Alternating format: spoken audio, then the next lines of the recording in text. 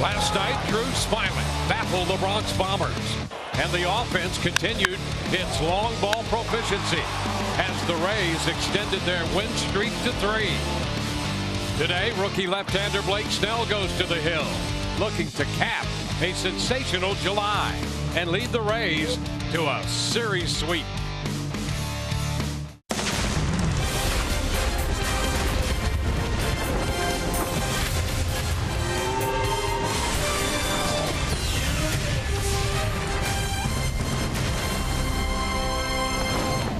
We welcome you to a Sunday afternoon edition of Rays Baseball as the Tampa Bay Rays host the New York Yankees, looking for 4 in a row overall and a series sweep against the Bronx Bombers.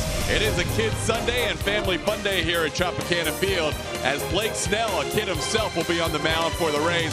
He'll be opposed by Michael Pineda. The Rays winning the first 2 games of this series, doing it with continued solid pitching and a lot of extra base hits as well, as the Rays have 9 extra base hits in this series amongst their first 13 hits. Today is a Kids Sunday, and during our course of our Kids Sundays during the year, we try and give you demonstrations to help you learn about the game of baseball and improve your skills, whether it's on the mound, in the field, or at the plate. Today it's at the plate with Orestes Estrada talking to Rays hitting coach Derek Shelton about the importance of soft toss. Here with hitting coach Derek Shelton of the Tampa Bay Rays. They're going to talk about something that I think every young player and young kid should work on, and that is soft toss. Very easy. You can do it with your dad, with your mom, with another teammate. Shelty, why is soft toss so important? Well, I think the biggest thing that's important is when we're working on the swing, when it's a non-game situation, we want to work on the mechanics of the swing. And when you and I are working here, like you said, you're working with your teammate or your mom or your dad, you can control where the ball is going to be. And it's very easy in a controlled environment for us to work on our swing. Now, this is a great drill that you can use if you have a full cage like we have available here, or you could just hit into a chain link fence, you can into a net. I mean, you could get nets that you could put in your garage and do it. So what we're looking for here is very similar to the tee. We're looking for the contact point, but the most important part of this drill is the fact that you're going to show me the ball and you're going to give me something to get my load off of. So again, we're going to stay out in front of the plate. You're going to give me a nice arm swing. I'm going to try to take that nice level swing, drive the ball to the back of the cage. Again, arm swing, boom, line drive right there. So we're catching the contact point out here. You're kind of working off the front thigh, front knee. I'm giving myself time to load, so right there, I see it, I know. Every once in a while, you can have your hitter take a pitch so you can see, okay, am I getting ready in time? Am I doing that? It's going to prevent a lot of other issues. But again, it's a controlled environment where we're making sure we know where the ball's at. Soft toss, like Derek said, a drill you can do pretty much anywhere. Kids Sunday on the Rays and the Yankees. Game 3, Rays looking for a sweep against the New York Yankees with Blake Snell on the mound. We'll have all the action next on Fox Sports Sun.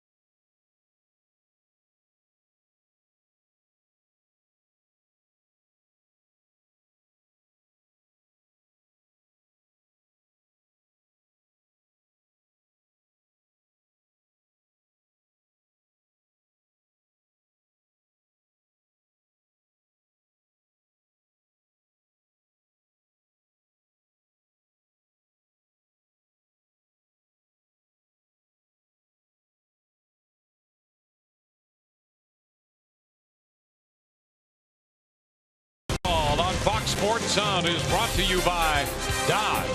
Visit Dodge.com. By Furman. Shop FurmanChevy.com today.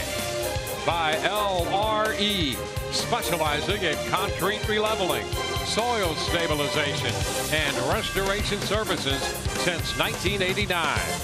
And by Toyota. Let's go places. Rays and the Yankees wrapping up this 3-game series. 23-year-old lefty Blake Snell on the hill for the Rays, and Michael Pineda will do the pitching for New York.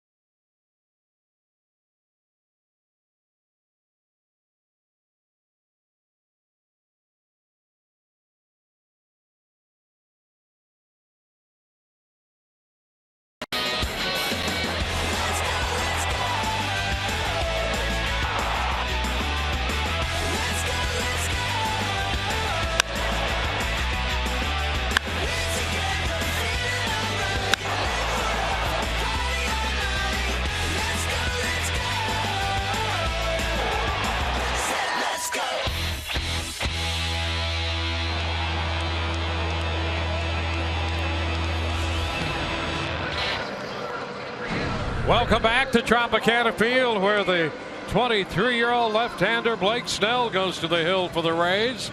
Rays looking for a sweep over this New York club. Here is the starting lineup for the Yankees, presented by your Southern Ford dealers.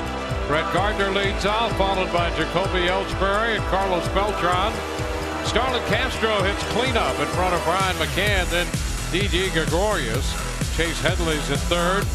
Rob Snyder at first base, and Aaron Hicks in the lineup playing right field, batting ninth. Well, and for the Rays left-handed starter Blake Snell, he's making his 9th start of the season, and his last 3 have been fantastic, covering 18 2/3 innings, just 12 hits and 4 earned runs to go along with 20 strikeouts in that span.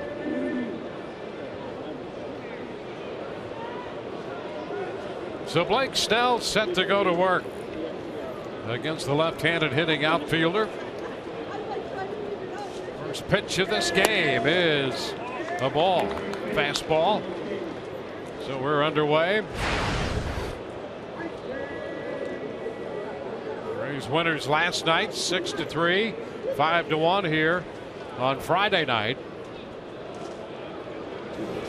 Gardner fouls it away, 0-2. One of the interesting things about this matchup, for the first time, Blake Snell pitches against a team he has already pitched against. Made his major league debut at Yankee Stadium back in April against New York. Yeah, those are always the interesting starts. You know, a team's never seen you. They don't know you very well. They're feeling you out.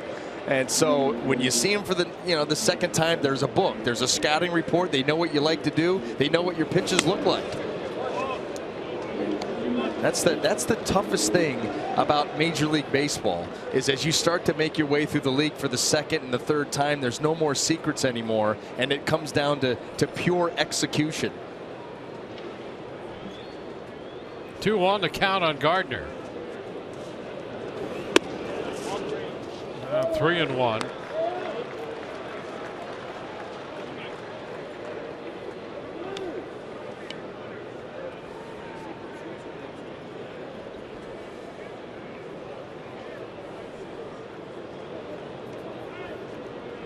Snell comes in 2-4, ninth start.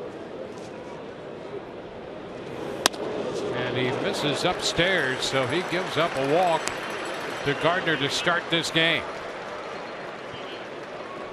Just kind of lost that fastball there. You know, 3-1, you're not trying to be fine, and you're not trying to pitch to the corners. With his stuff, he's just trying to throw a strike, and missed wildly way up and out of the zone. See if he can quickly get that honed back in. Well, he's coming off the start Sunday in Oakland. Gave up 2 runs in 6 2/3, and both those came in the first inning. As he faces Jacoby Ellsbury.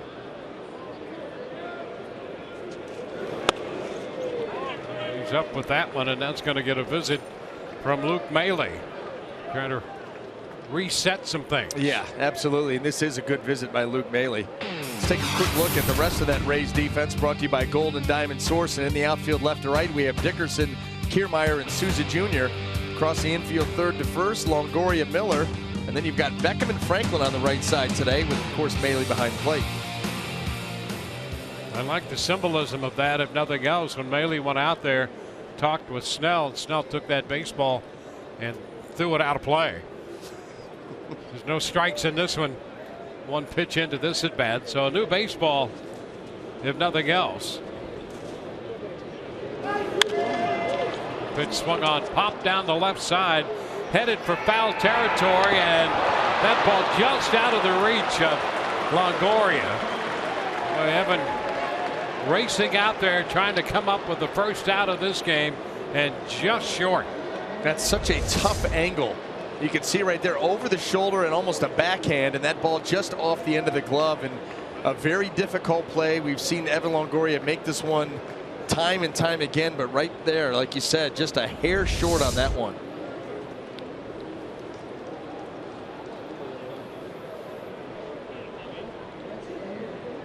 A 1-1 count to Ellsbury.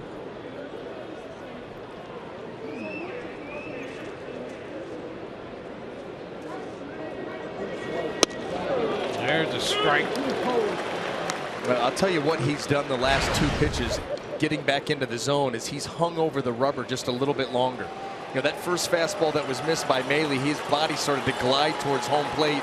I mean, as soon as he, made his first movement towards the plate. Now he's hanging back over the rubber a little bit longer, getting the ball into the zone.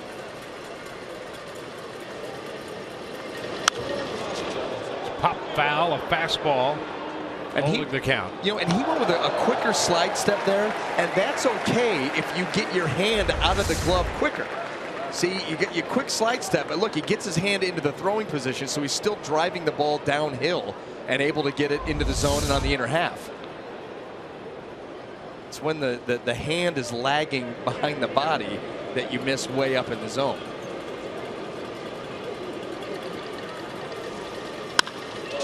And a hot shot off the mid of Franklin, picked up by Beckham, and the throw back to first. They get the out there. Franklin down at first base, and maybe in his haste with that line drive, thinking about 2, and it popped away from him, but they get the out at first. Well, Gardner to second. They would have had the double play easily. I mean, all you had to do is catch it and step on the bag. But remember, how much time has Franklin had over there at first base? And always when you're holding the runner on and coming off the bag, it's just a different look. You're moving, you're playing basically at the depth you would play expecting a bunt, and you get a line drive hit at you with any kind of spin or action, and Ball right off the thumb. Now Carlos Beltran fouls it right back into the screen for a strike. Well, you get greedy because you see Gardner, you know, taking the secondary lead. Absolutely. He's nowhere for him to go.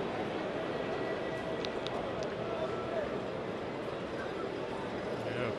Franklin at first as the Rays promote him at a number of positions now. There's a nice pitch at strike 2.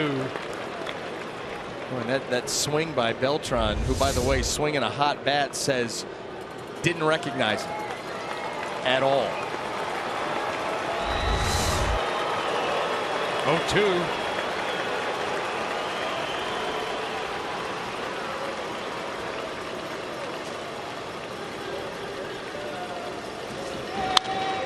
Foul back, fastball, mid-90s on that one.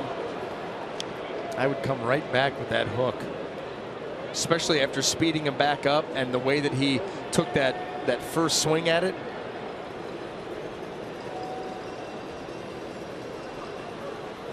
Make sure it's down because he's probably expecting it.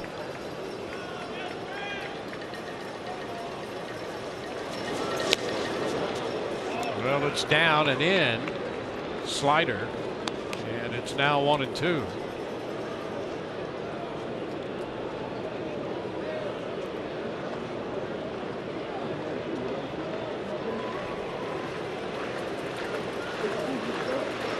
Opening walk, move to second for Gardner on the Ellsbury out. And a cut and a miss. You know, and that's one of those, you could have saved yourself 2 pitches by going to that earlier. You know, that first swing that Beltran took, you could tell he just didn't recognize that pitch. So finally you get back to it, and he's still missing it by 3-4 inches. Not anywhere near it. So on the curveball, Beltran, the first strikeout for Snell. 2 outs with Gardner still at second, and Starlin Castro in the cleanup spot, the second baseman for New York, stands in.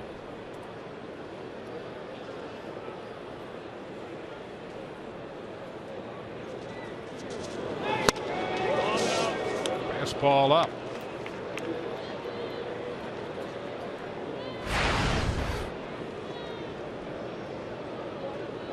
We get the feeling in this ball game that if Blake Snell can locate with his secondary pitches, that he can overpower this lineup. We've seen him be overpowered the first 2 nights. And then you start to, you know, right there, just not recognizing that was the slider, wasn't even the curveball. But they know they've got to get things started early because Snell has tremendous velocity. And you could see Castro right there commit to the swing. Just not picking that pitch up, the spin.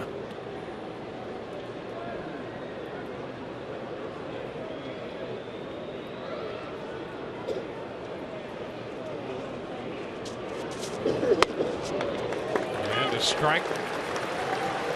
Curveball runs it to 1-2. Quite nice to be able to play with the 2 breaking balls and then have 95 in your back pocket. And a changeup you haven't even shown yet.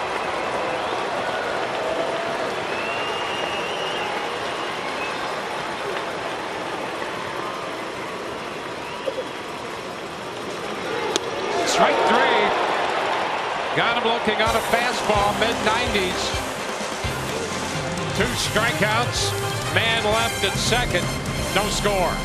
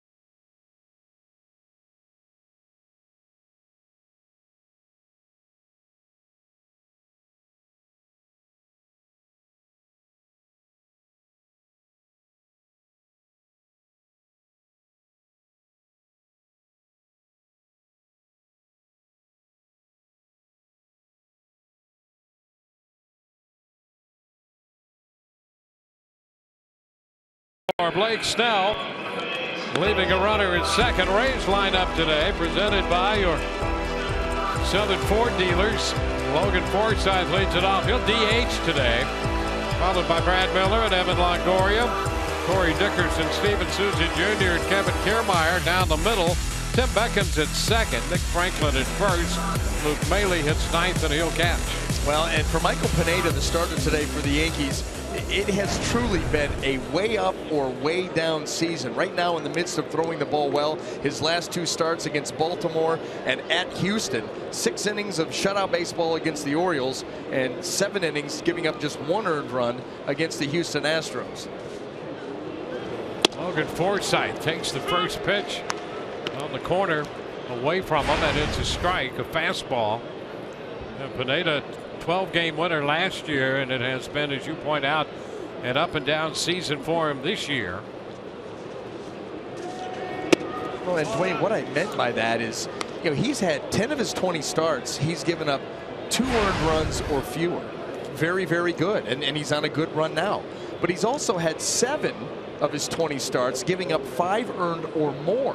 So it has truly been dominance or getting hit around. Yeah, and the Rays have had their way with him twice this year. Back in April in New York, and at the end of May here at Tropicana Field. He gave up 7 runs in that game in April and 6 in May. 2-2. Rays jumped on him early in that game at the end of May, had a 3-run first and 2 more in the second inning.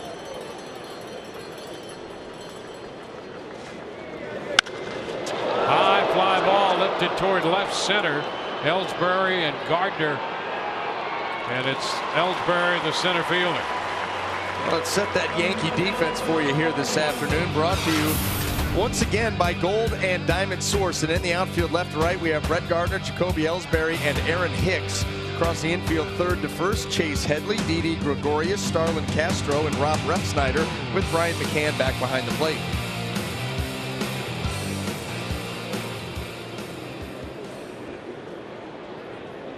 That'll be Brad Miller.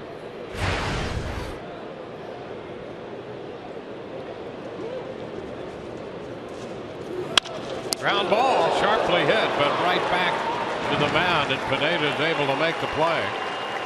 First pitch, 2 gone. Now, and even though that ball was hit sharply up the middle, Didi Gregorius would have had that ball if Michael Pineda would have whipped it. He's playing, you can see where he's at, right behind second base. So even if this one gets by Pineda, Gregorius would have been there to make the play, but the big fella wouldn't allow that.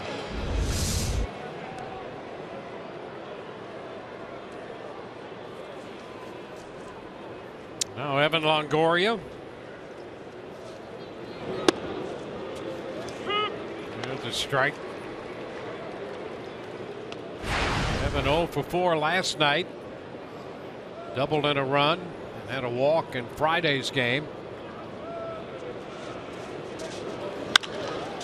A popper right side. Castro angling out from second, short right. He makes the catch. 1, 2, 3, go the Rays. On to the second inning, no score.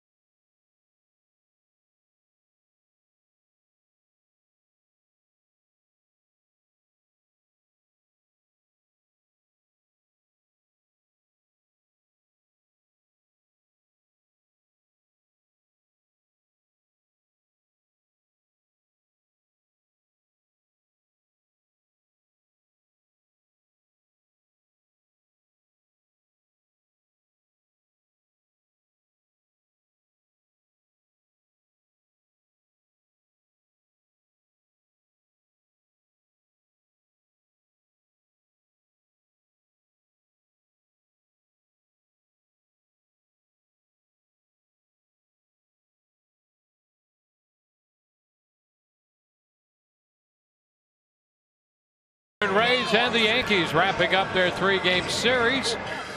Blake Snell on the hill for the Rays, the Toyota keys to success. Well, he's been impressive in 8 starts, but the last 3 have been very good for him with that 193 earned run average. Settling in, you know, becoming more and more comfortable in his role and in this league. More than a strikeout per inning in that stretch. And you know what? You can have scouts and you can have general managers. You can have anybody, coaches, tell you, hey, listen, your stuff plays in the big leagues. But until you experience the success going out there with your stuff, and you may say that you believe it too, but until you go out there and do it, you know, to you that's nice. It should, but let me go do it. Then once you start to do it, and you're like, wait a minute, I can pitch here and I can dominate here. And then you settle in and you get on a run like he is now. Yeah, you have to have that confidence to get out there, but until you go out there, there's still that part that says, I have not done this yet. That's right. And once you do it, that's a whole other level. 3-0 the count on Brian McCann. Headley next, and then Gregorius. Strike. Jeff Nelson calling the balls and strikes, the crew chief.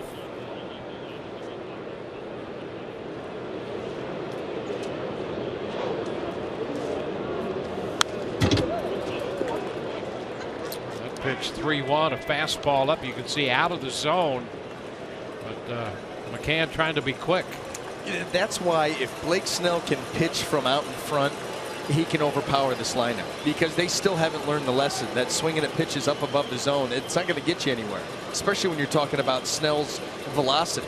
But it's important that he pitch ahead to do that. Oh, a strike call. How about that? 3-2 breaking ball against the veteran catcher McCann, frozen. That's confidence. That is the confidence that we're talking about. To go to that pitch, you know, that's the right pitch, but do you have the guts to throw it? And he certainly did, and he put it right on the inside corner. Ryan McCann knew it. Yeah, you're shaking your head. I mean, you can understand, like, wait a minute, you're going to go 95 up, and then you're going to drop the 12-6 on me? Not even fair.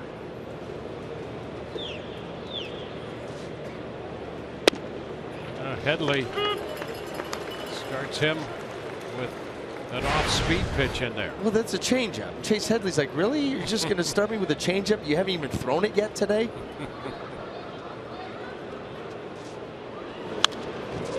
Now the fastball is fouled back. Well, what you do is you get these hitters back on their heels. Put them on the defensive. Yep. And pitch in counts like this. Obviously, you're not going to be 0-2 on everybody. But boy, with your stuff and the fact that he's really commanded all 4 pitches thus far. Again, you get the idea, the feeling that you're just fighting off that 0-2 fastball, hoping to stay alive. Well, yeah, fight that 0-2 fastball off to get to one of these breaking balls. Yeah. Or maybe even the changeup. I mean, right now, Blake Snell could do whatever he wants. A ball, 2 strikes. And that's why, you know, Luke Maile young, Blake Snell young. If these 2 guys can team up and pitch smart today, they're going to overpower this lineup. They just don't. They will not have a chance with his stuff as long as they don't make dumb young mistakes. And Jim Hickey will do his best to make sure that they don't. It's just missed down. Off speed with him again.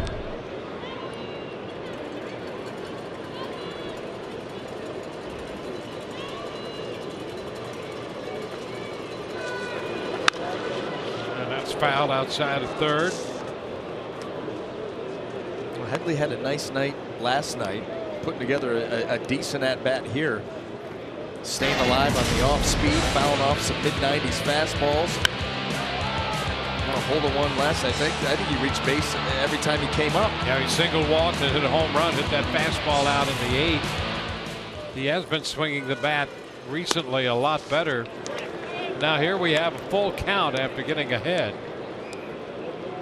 That is one area. Snell's made a few more pitches than you would like in his outings, but you have to also understand this is only his 9th appearance. And he comes back to strike him out. Well, he started him off speed, finished him that way. Okay, the last two, you're talking about pitching outside of your age. Full count breaking ball to Brian McCann to get him looking, and then a full count changeup to Chase Headley to get him swinging. 2 gutsy pitches in tough counts.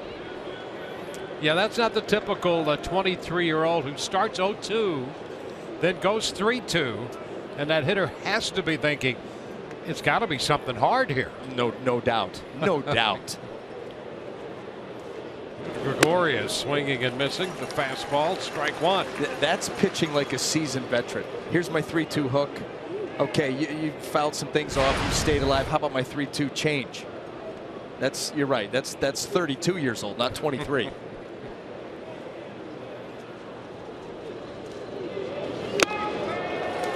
0-2 fastball. A couple of them right by him. Up. I'd go a little bit further up. Absolutely. He's not going to be able to get there. The question will be, can he take it for a ball? Take those 2 fastballs in your mind, go a couple inches above that right here.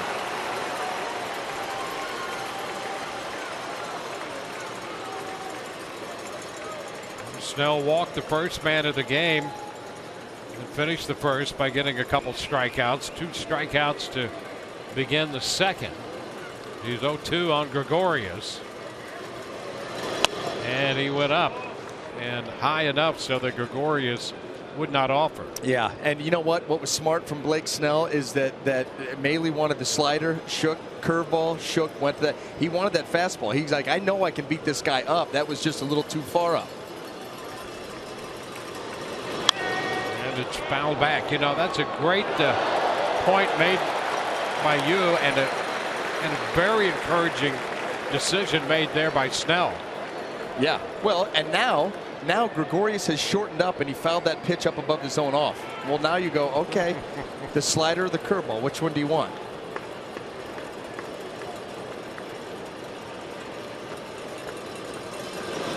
And he got him. How about that breaking ball? See ya. Nice job. I'm telling you, that was a fun inning. The ball not put into play, but that is a really fun inning. We had to just replay that whole inning a couple times. No score, bottom of the second.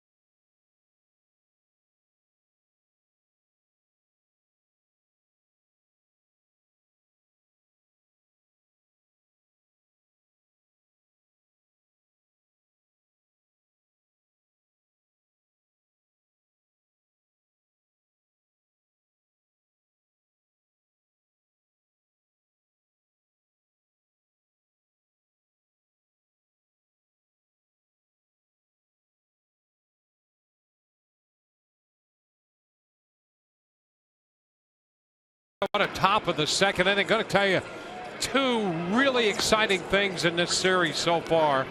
Last night, Kiermaier in the 7th inning, manufacturing that run for the Rays. Great baseball. And in the top of the second inning, That gets you fired up. What a great inning by Blake Snell there. Not because he struck out 3 guys. I mean, the end result is great. It's how he did it. Absolutely. The execution, the full count breaking ball to McCann after the 3-1 fastball up.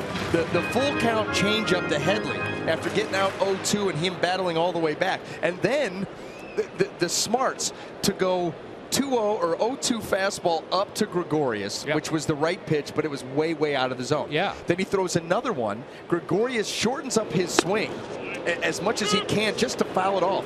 That's the pitch that he struck himself out on. Because once he sold out to shorten to get to that pitch, then you have just opened the door to whatever breaking ball that Blake Snell feels good about. He drops the curveball. It wasn't even his best curveball of the inning. And the swing by Gregorius was the oh crud. Too late, didn't recognize it, and you're gone. He pitched like a seasoned veteran. And Snell shaking to that fastball you were talking about. Yes. Really cool out of a kid who's pitched coming into this game 44 and a third innings in the big leagues. That really is impressive. Not a robot. No. Recognizing situations and swings. Love that. Kiermaier last night, Snell today.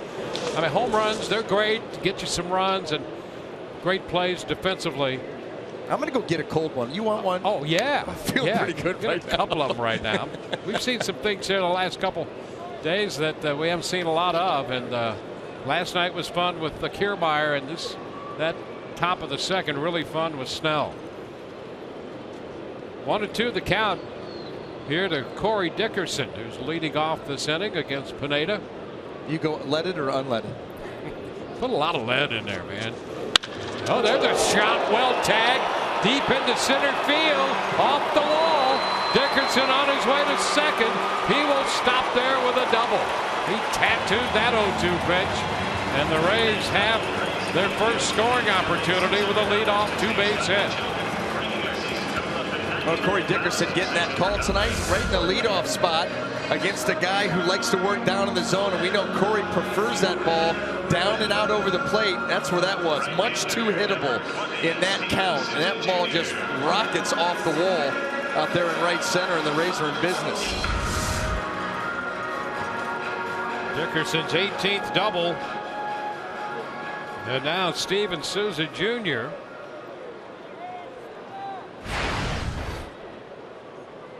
Souza's 6 of 14 against Pineda with 3 home runs off him.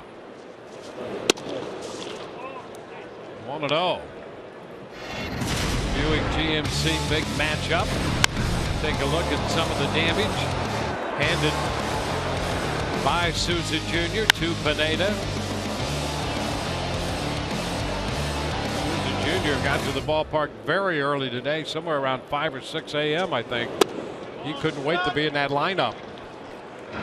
1-1. I'm telling you, with those kinds of numbers, I mean, he might have slept here just waiting for this game to start. It's not often you get my head to snap that hard, but see, with Souza Jr., I'd believe it. Yeah.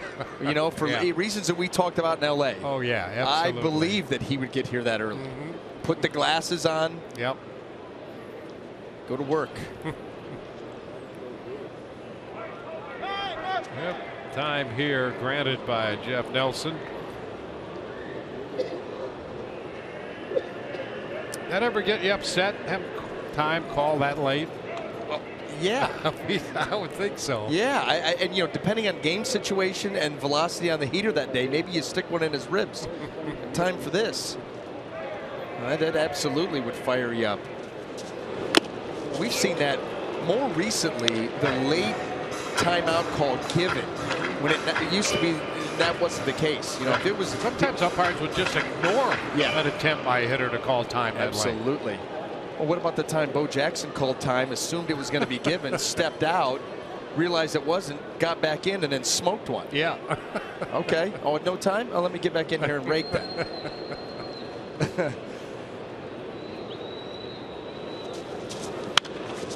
Foul back, holding the count of the ball, 2 strikes.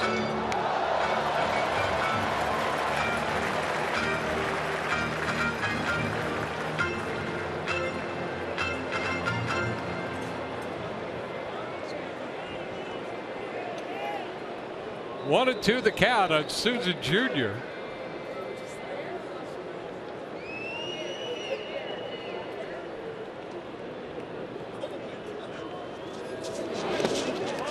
This is low, bounding away. Now runner trying to advance. Well, McCann chasing that one, and it took a couple tough bounces. And on that, Dickerson goes over to third. So a wild pitch. Souza heads back to the dugout, but the Rays get a man over to third. Well, you almost look at it like, you bunt him over. You would obviously like Souza Jr. to drive him in. He does not do that. One out, but the runner at third. Good chance here to drive him in. Good anticipation. Good read there by Dickerson.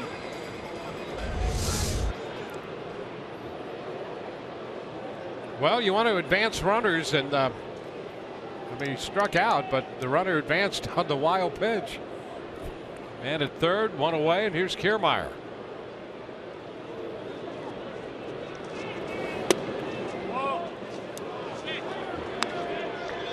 1-0 the count.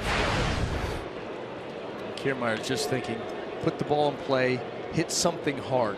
They're really conceding this run unless he hits one hard right at Chase Headley, who's close to the cut over there at third base. Other than that, they're giving the Rays this run. Pitch wide. Missed with a slider and the off speed. 2-0.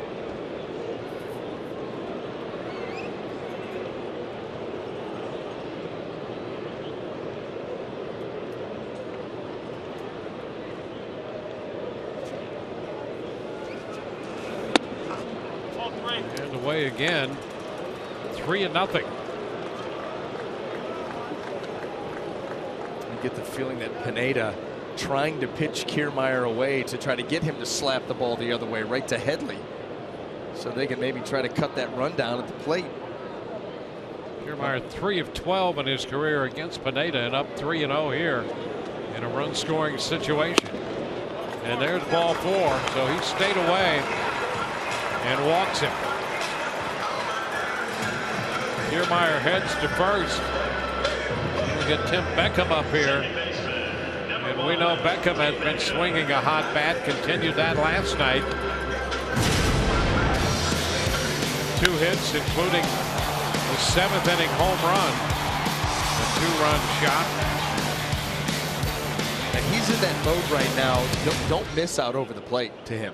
Do not miss out over the plate. He is hitting the ball extraordinarily hard. Look at those numbers coming out of the break. 12 of 22, 6-game hitting streak.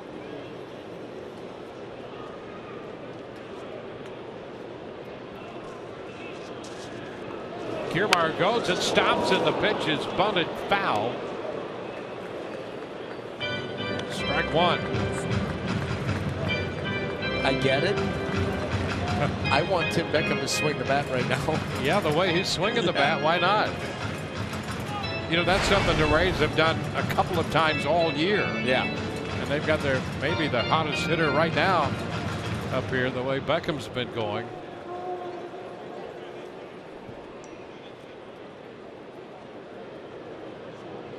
Cash down there asking on the bench, who put that on?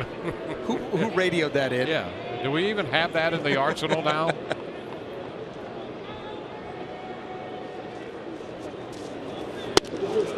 That's a strike on the outside corner. That's quite a pitch right there. Yeah, that's the best pitch of the afternoon for Pineda. He drove 95 miles an hour to the kneecaps on the outside corner.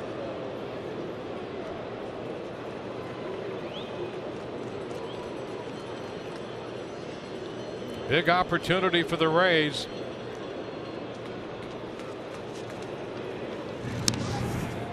Double, wild pitch to third, 1 out walk. Men at first and third.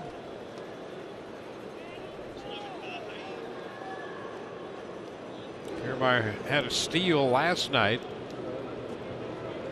Picked up a steal at third base.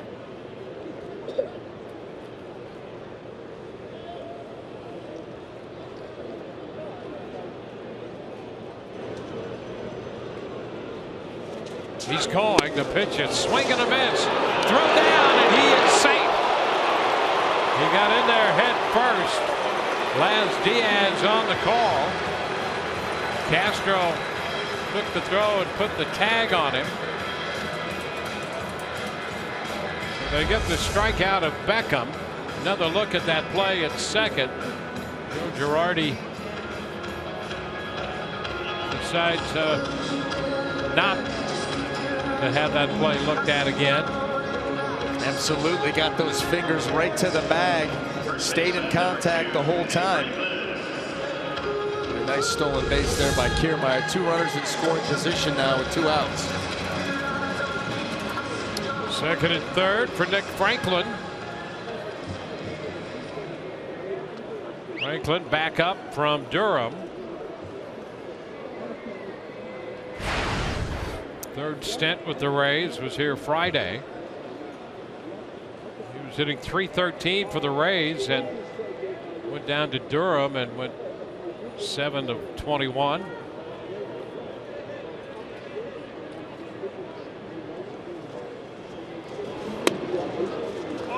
Takes ball 1.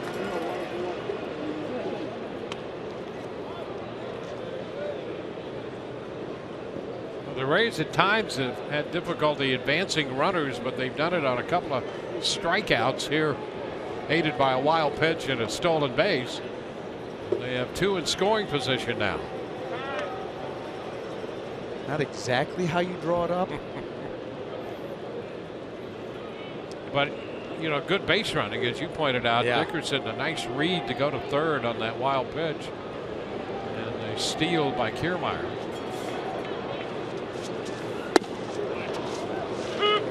Fastball is a strike, 1-1.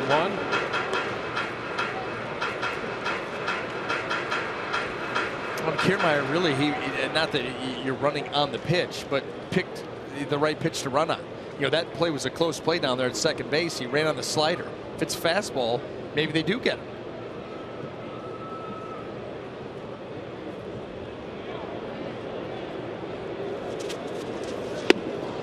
Franklin checked in time. Pitch down. Who made that call, Dwayne? Eventually? Yeah. I guess that would be Corey Blazier. Yes. One of your favorite umpires. He really is. Second career.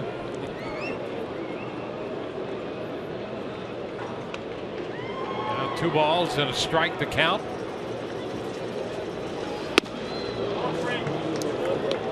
Three and 1.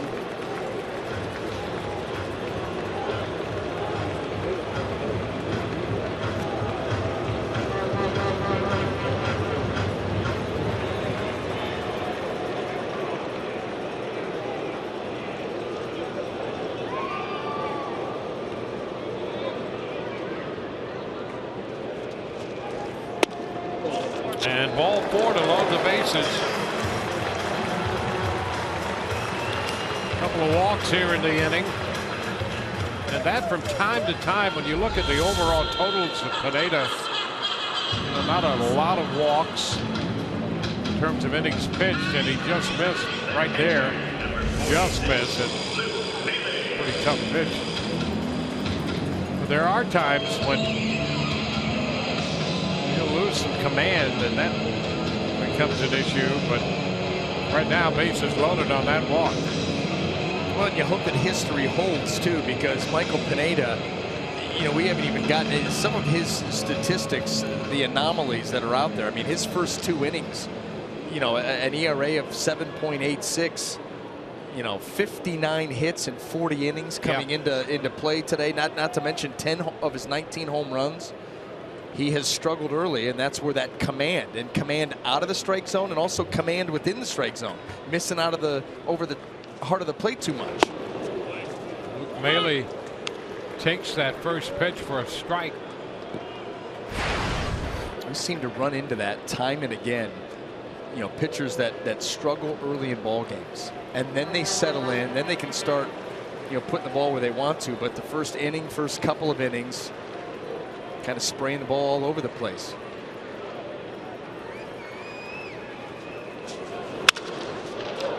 side of third. The count is 0-2 on the broken bat. Foul ball. Well, there's the documentation that first time through. Interesting there. Most times that's reversed, but the first time to 331.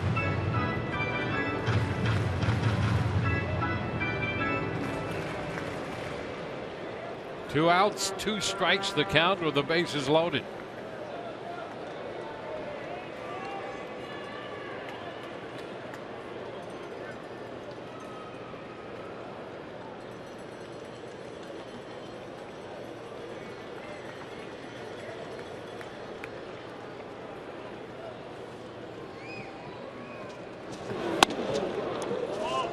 Ball, 2 strikes. Pineda had a very quick first inning, just 8 pitches. 1, 2, 3, 2 outs, bases loaded here in this inning. 25 pitches in the second. And that'll do it. Good slider there, strikes out Bailey. Rays leave him loaded. No score through 2.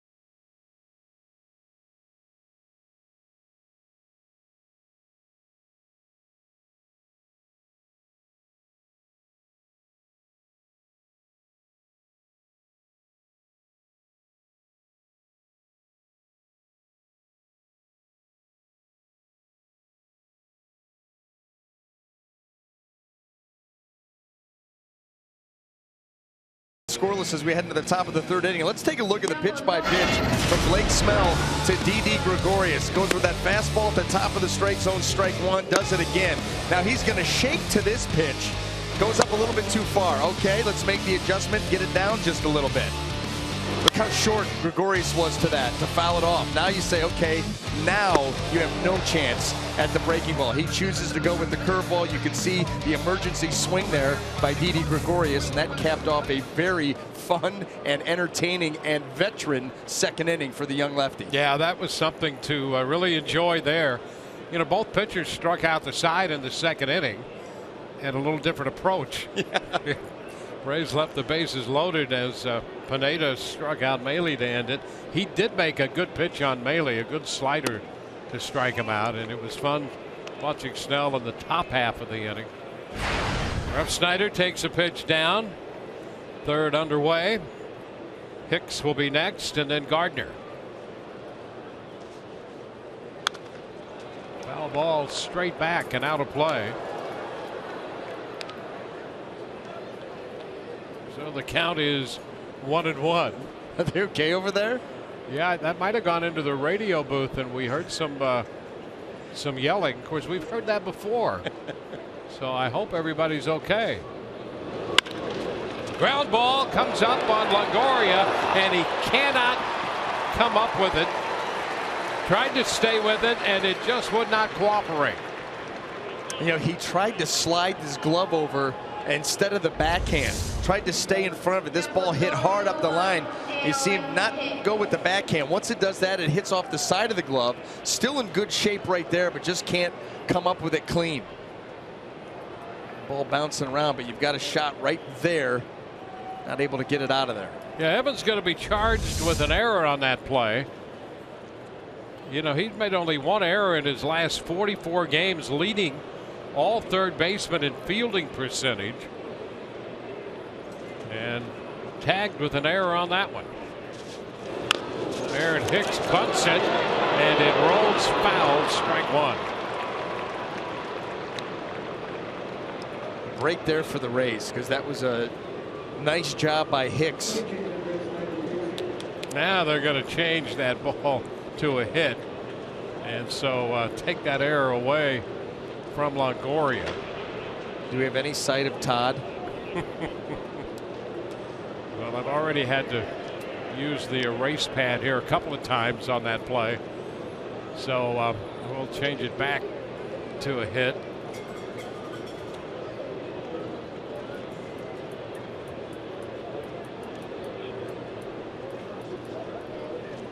Strike the count. Out front. Nice changeup, 0-2. We've seen some good ones. Yes, we have. Really good ones. Yeah, we do think the mayor interceded with the scorer on that play to get it changed. It has to be. Yeah. Has to be. Even though he'll claim no way. I know. I don't do that. Very under the radar. So many ways. Shall we count them? 1-2 the count on Aaron Hicks.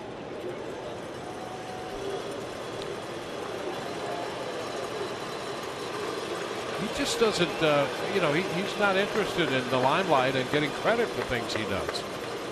Like prevailing upon and putting together a logical presentation as to why that should be a hit and not an error. He should head right now to Jeff Nelson right now and find out why that wasn't strike three. Because that was a strike. That was a tremendous changeup. Should have been strikeout looking. Look at that. See? Beautiful. The popper right side, and Beckham angles out from second to make the catch. So that'll be the first out. 1 on, 1 out. Our Toyota inside look. And the Rays pitching continues to be very good out of the starting staff, especially. 10 quality starts, second longest streak in Rays history, going back to 2013 when they had 15. That's a pretty important number too. 10 straight starts, all quality, meaning at least 6 innings, and they've only given up 3 home runs. Yeah, I notice, you know, you look at the ERA. Quality starts at 4.5 ERA. In that stretch, that's 1.5. Some people will argue that 4.5 really, is that a quality start? Pitch is a strike. No question that 1.5 is. Yeah. That's what the Rays have averaged their starters over that stretch. It's been very, very good.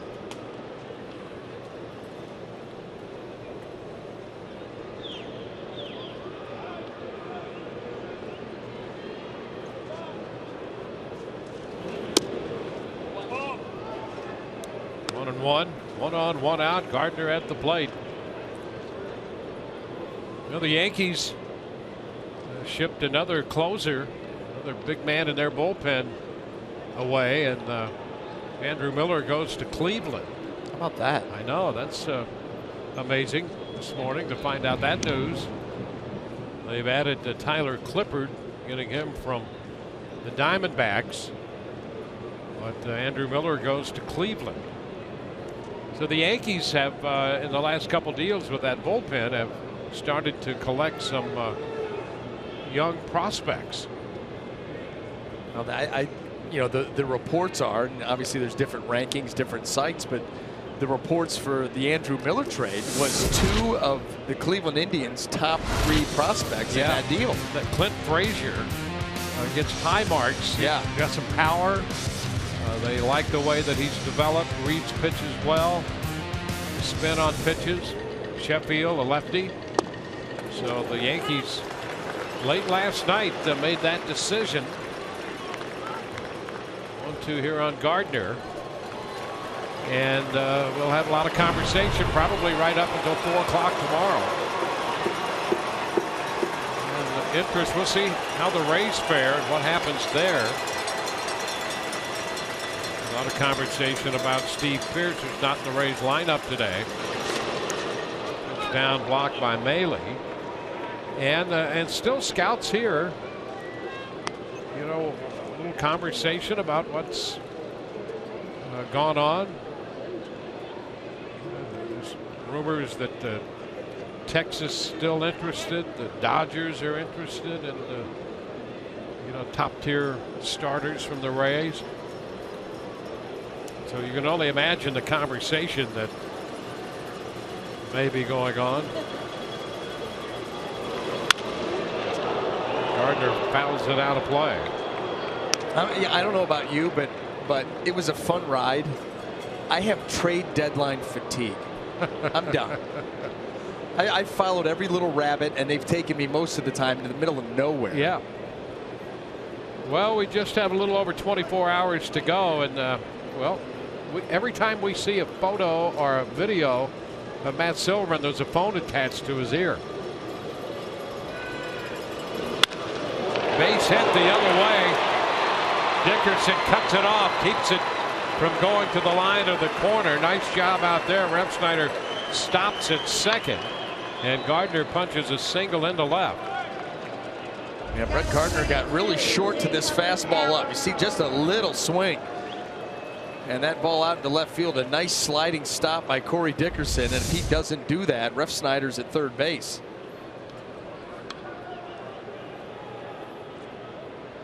Two gone with one out in the third.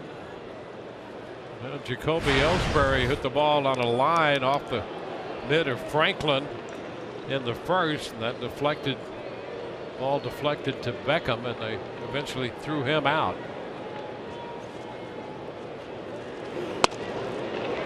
Pitch up, 1-0.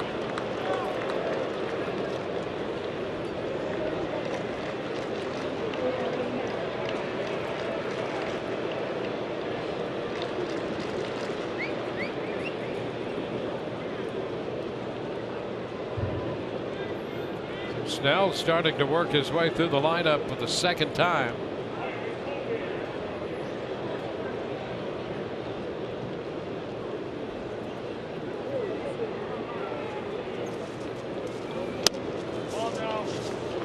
And that ball down, and that looked as if it could have been a very good pitch. So he's missed here on a couple of really good pitches. Yeah, I mean, this is a breaking ball.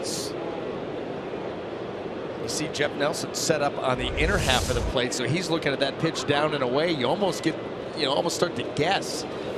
It's far enough away from you. He's set up over the right shoulder of Maile, looking at that pitch that's on that outside corner at the knees. Gray area. Yeah. Just from where you're set up.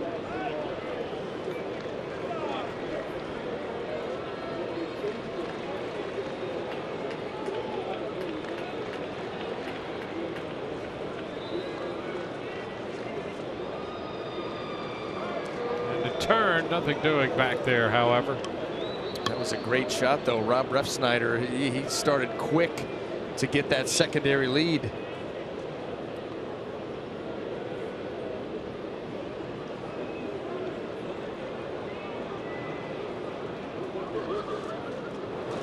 And he got him. A couple of fastballs right there. So it's 2-2.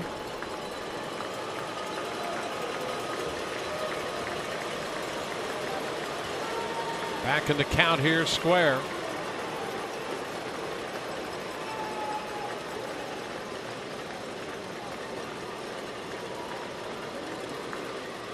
Upstairs. We stayed with that fastball here since the breaking ball down and away was called a ball, so the count is full.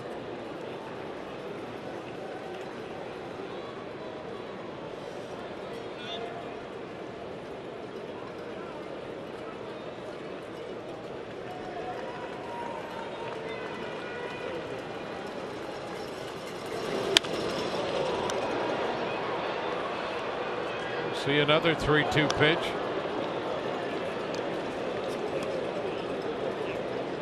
Well, he's gotten creative on these full counts earlier in this game. Let's see if he's going to go back with the off speed, the curveball, the slider, or stick with the hard stuff. Needs to make a big pitch here with 2 runners aboard, just 1 out.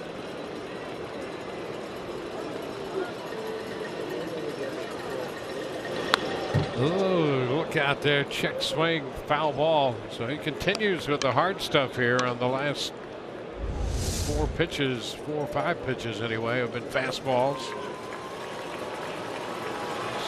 Just enough to stay alive on that one.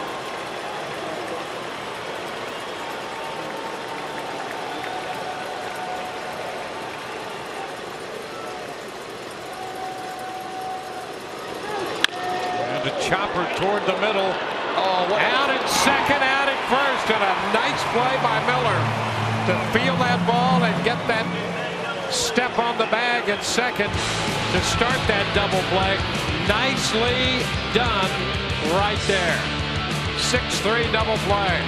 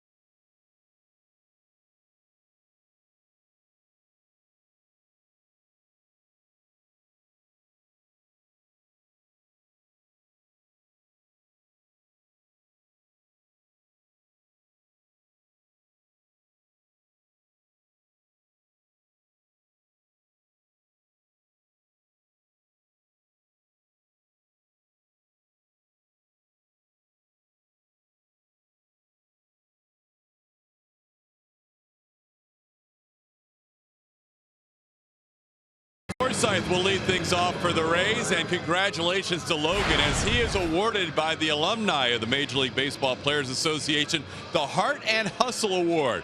He was handed the award by Rays first base coach Rocco Baldelli. Logan's amazing attention to detail, his work ethic, and his grittiness on the field have earned him the Heart and Hustle Award. And guys, former players know what this guy's all about. They do indeed, and he's been a mainstay right there at the top of the order this year for the Rays, making the transition as a leadoff man, and boy, he has been very good up there. Good eye and some pop in that bat as well. Takes the first pitch for a strike. Logan opened this series with a home run in the first inning here Friday night.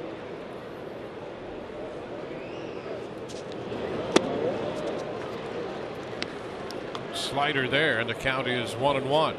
You know, the best thing that you could say about the Rays is they have options to win the Heart and Hustle Award.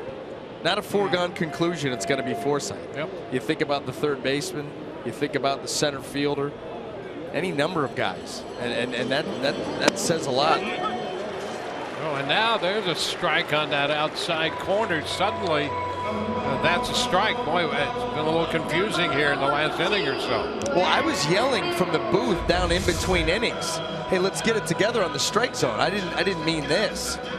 That ball's off the plate, that borderline. But see, look where he's set up. He's set up over the top of that one.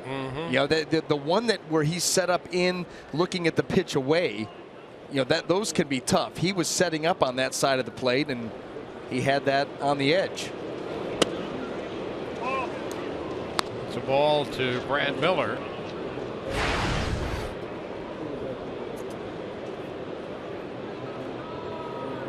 Brad out pitcher first, hit the ball hard back to the mound in the first. It's 1-1. Gregorius up the middle, a little bit to the first base side of second defensively. Modern day infield. Yep. In on him, and it's foul back. The only difference is where Starlin Castro is positioned.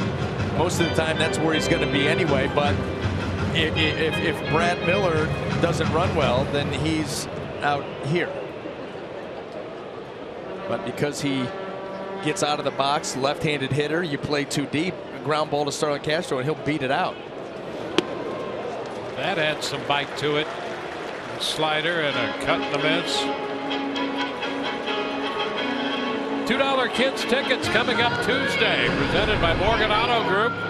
Kansas City's in town. All kids 14 and under get $2 tickets on Tuesday for the purchase of a full price paid adult ticket. Call 888-FAN-RAISE or visit raisebaseball.com/specials.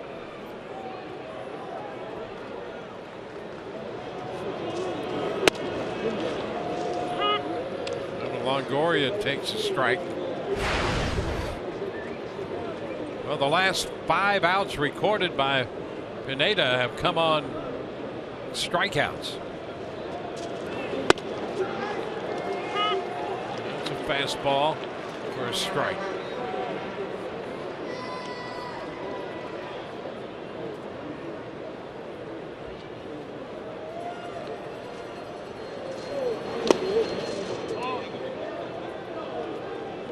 It's a ball and 2 strikes.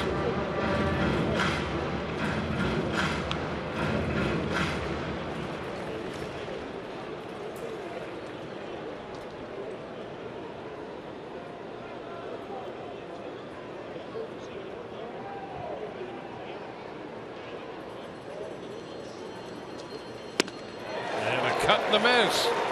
They stand with that slider. Strikes out the side with it. No score through 3.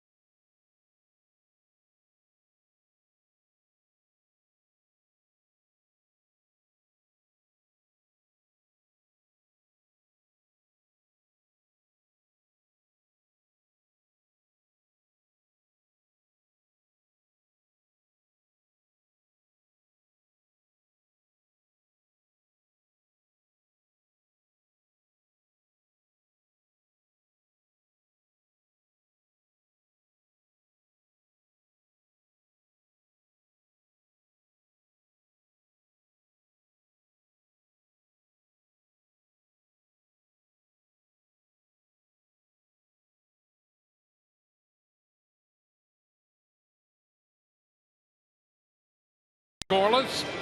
Rays and the Yankees. Be sure and get in on the action. Exclusive on-field seating in the Papa John's bullpen box for groups of 50 to 85. Private party area can make long-lasting memories. Reserve it now by calling Papa John's bullpen box at 888-FAN-RAISE or emailing group sales at raisebaseball.com. Limited dates remain. The first pitch strike to Carlos Beltran. Castro next, and then McCann.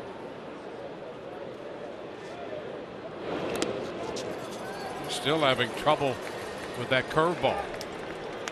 Absolutely right. That's what the swing tells you. So if you're Blake Snell, the question is, how quickly am I going to go back to it? He just does not recognize that pitch.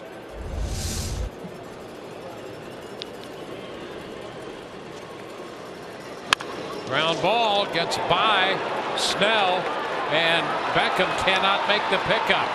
A little nubber, and it got by Snell, and by that time it was a challenge for the infield. Well, I think Blake Snell upset maybe two things: not making this play, obviously, but then, you know, that ball just sneaking by him, and Beckham's got to go too far. Got a chance right there, but it's do or die, and that's a tough play. But you know, you throw that curveball, you get that swing, and then you follow it up with a changeup. So you've slowed him up, and then you get him something straight, something he can put into play. That's one of those, you know, maybe kick yourself over the pitch selection. Changeup absolutely has been good, but Carlos Beltran has not been able to recognize the curveball. Strike the count on Castro.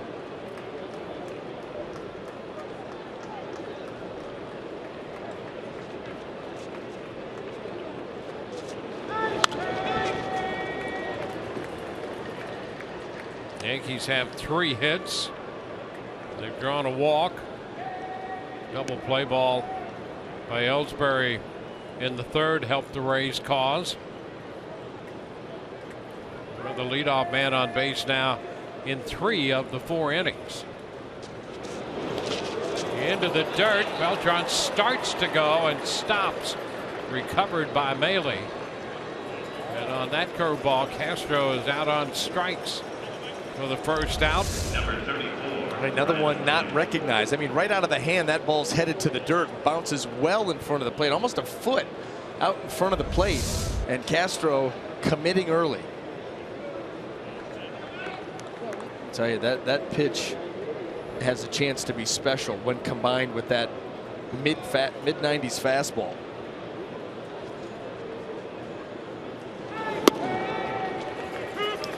Brian McCann, strike call there.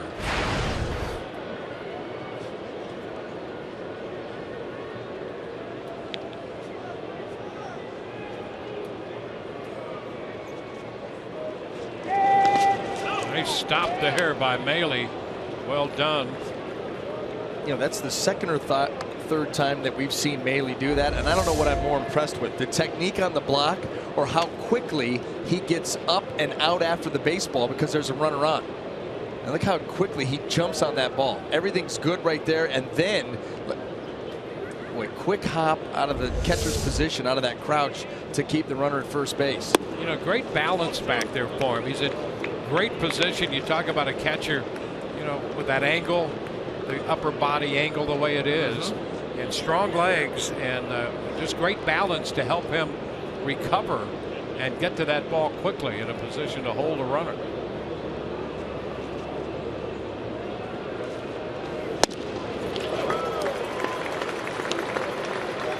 Two and two.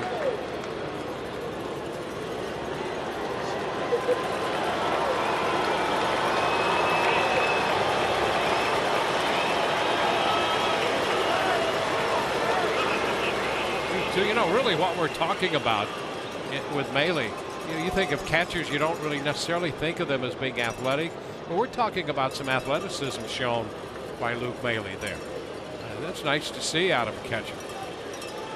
You go from that crouch to the block and then have to come up with all that equipment on, you know, and jump on that baseball like right now.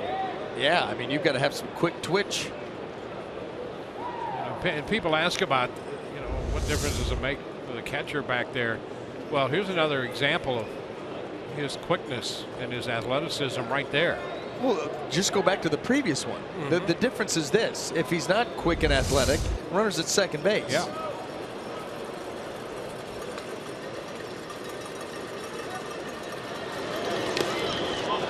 And that's ball 4.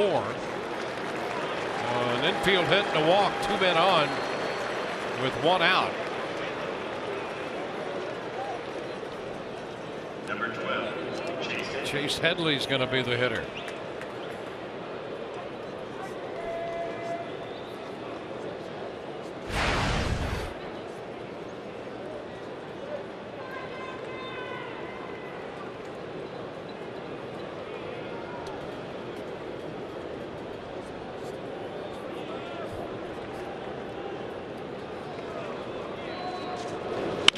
Headley lines it into left. That ball's going to drop one hop. Charged by Dickerson out there. So the bases are going to be loaded. Beltran has to stop at third. And they're loaded with one out. Well, the walk hurt. That's the one you don't like. That pitch to Headley got in. That ball was hit off the handle. Just kind of dropped that ball out in front of Corey Dickerson. We remarked that Headley struck out his first at bat, but he had some good at bats in the game last night. And he fights that ball into left field there, and the Yankees threatening.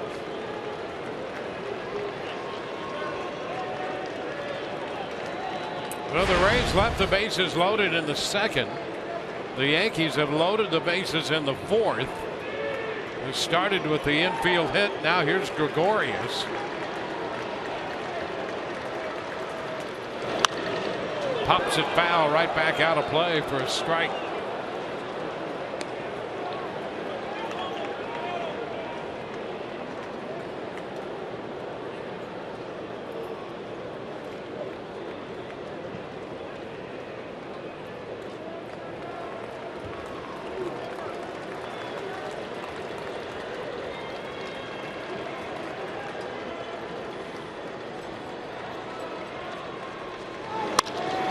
Ground ball. Beckham. Miller one. First base two. Double play does it again for the Rays to get him out of the spot in the fourth. 2 men left. No score. Mid-4.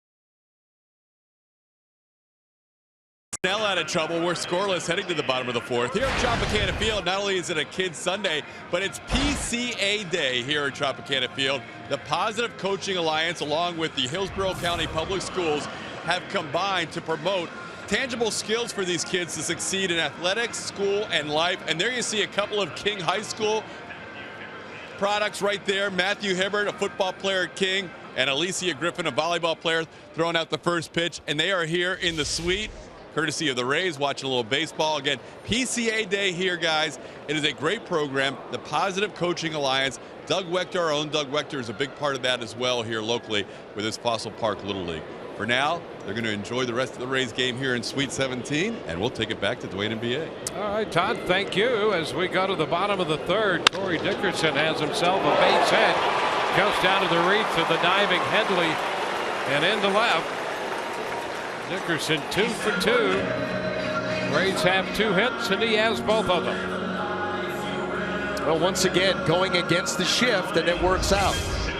Chase Headley, the only guy working on that side. That ball down and away, and you can see Dickerson's approach was to hit it that way. Take your chances, you can get it by one guy. And he did just that. Steven Souza Jr. struck out on a wild pitch in the second inning when Dickerson advanced from second to third.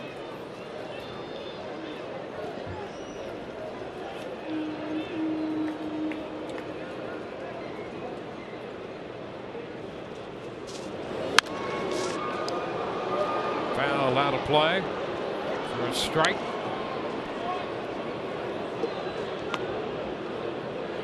Snell and Hickey in conversation in the Rays dugout.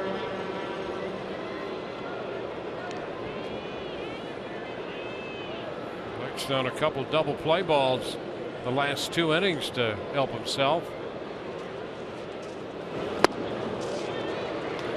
Souza out in front of that one, chasing it. 0-2.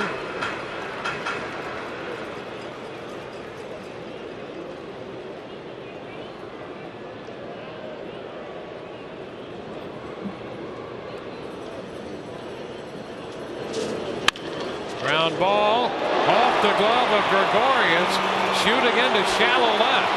Dickerson's going to go to third. Souza winds up in second, and now the Rays have something cooking. Second and third with nobody out.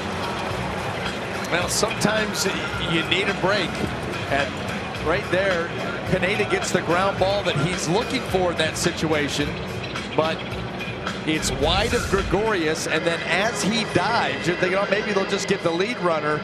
Boy, he deflects it into the middle of nowhere, and that means everybody just keeps running, and now you got second and third with nobody. That glove got caught on the dirt before he was able to reach out for the baseball. That's why he deflected the ball. So Souza at second. There goes a double for him. Kevin Kiermaier.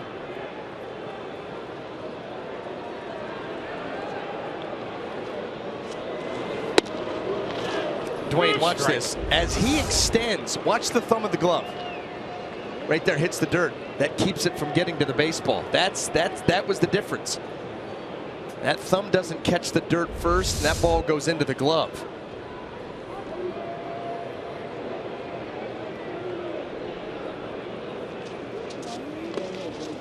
Stopped by McCann. 1-1. That's a great shot, by the way. Gregorius going after that ball off the bat of Souza Jr. They were right on it. And that's the difference.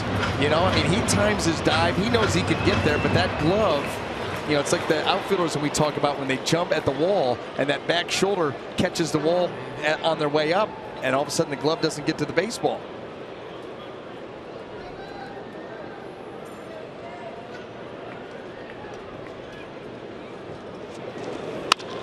Ground ball right side. Run will come home. Throw to first. Close there. Out the call, and I'm not sure. Rays will probably want to take a look at that. Doug Eddings on the call. Rays get a run as Dickerson crosses the plate. Souza Jr. goes to third. Here's another look at that play. Oh no, I think they may be right. As long as his foot was on the.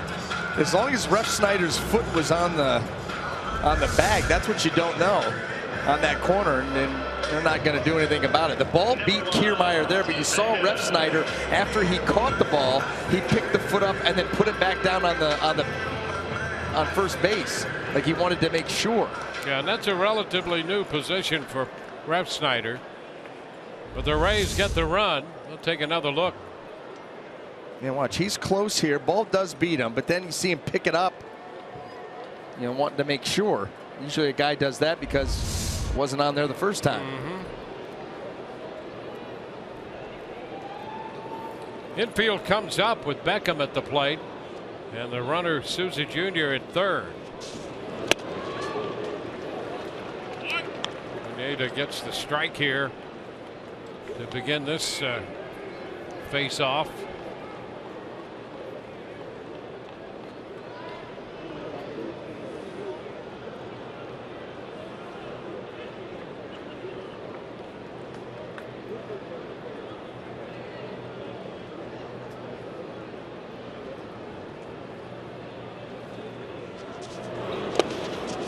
Walked by McCann. The Rays on the board first after leaving the bases loaded in the second. Yankees have stranded 4 today. And the Rays 3. They have a man at third, 1 out.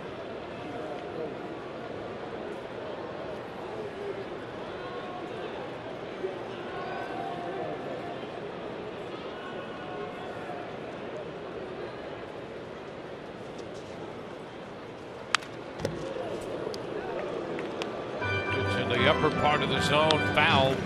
It's 1-2. Beckham came into the game 12 of his last 22.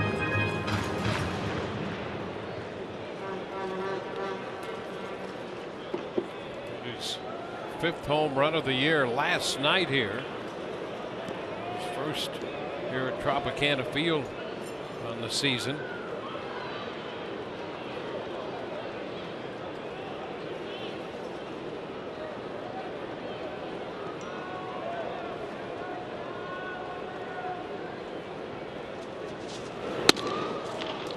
Now it's a 2-ball, 2-strike count.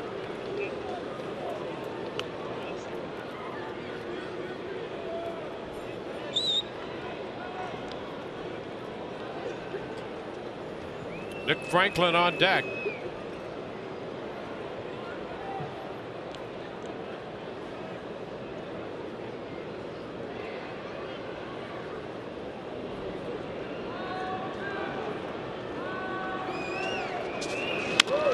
Tap to third. Play will be at first. Rays get another run. Nedley fielded, took a peek at the plate, but no chance to get Souza Jr. and Beckham makes contact to get the run home and make it a 2-0 ball game. Well, Souza Jr. breaking early, and Headley had a chance except for that right there, not getting it out there in time, and you're not going to be able to make that throw strong enough when you're on the run like that. And so, boy, a quick assessment says the jump by Souza Jr. was just too much. Credit Tim Beckham for putting that ball in play, which is what he needed to do, and the Rays get both of those runs in. Well, those are the little things, just the little things. Didn't hit the ball hard at all, but did the job. Franklin takes that pitch for a strike.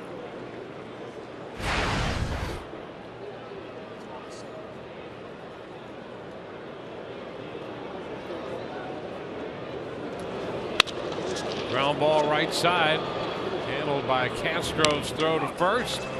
Well, the Rays put the first 2 men on base and get them both home. Through 4, it's 2-0 Tampa Bay.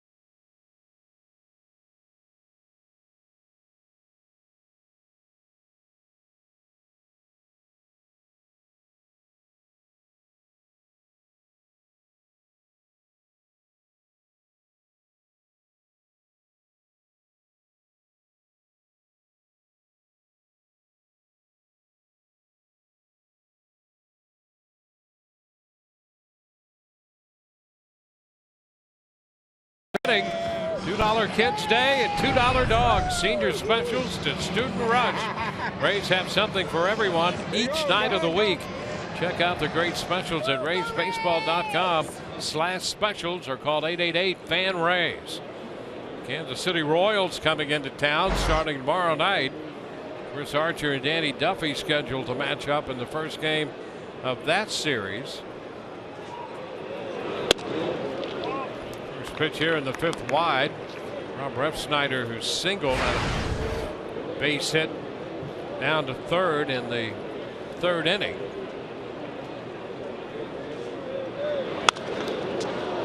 Opposite foul. Now 1-1.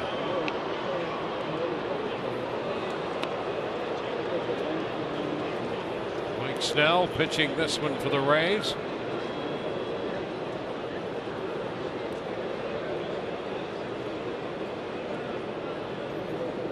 Rev Snyder at first base here, making the start. He'd never played first professionally until this year. He's played second and third on the infield this year, and first base for the Yankees. Played right field and left field, and never played left field professionally before this year. He's up with New York earlier, then sent out back for his second stint now. There's strike 3 called. Well, there's a strike on the outside corner, says Jeff Nelson. You'll take it. Yep. I mean, close enough. Close enough. You've got to try to protect.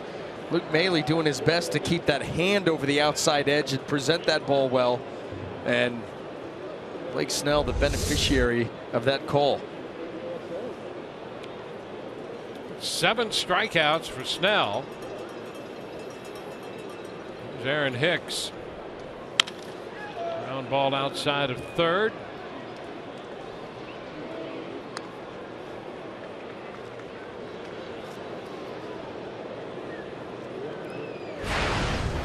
Snell had 6 strikeouts against the Yankees in his big league debut on April 23rd. Made 90 pitches. 6 strikeouts and a walk. So today 7 strikeouts. He gave up a walk to Gardner to begin the game, and walked McCann in the 4th.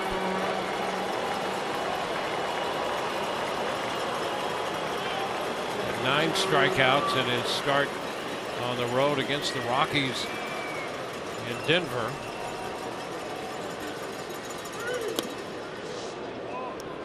Low with that pitch. 1-2.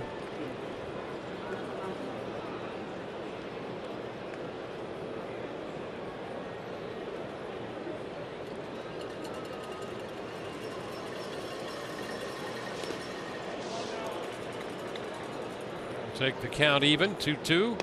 Did you get a chance to see the Billy Butler, Chris Jimenez dust up? I didn't see it. I haven't seen that yet. You need to. Really? Oh, you need to. It is. It's epic. It's really good because they get into it. The umpire has to get in between them, calm everybody down, and then the next pitch goes about 442 feet away. And Billy Butler let everybody know about it. Oh, a cut and a miss. Hicks out on strike. That's 8 now for Snell. He was yelling at middle infielders as he was rounding the bases. It's really good. I'll make sure. Not as good as that, but it's pretty good.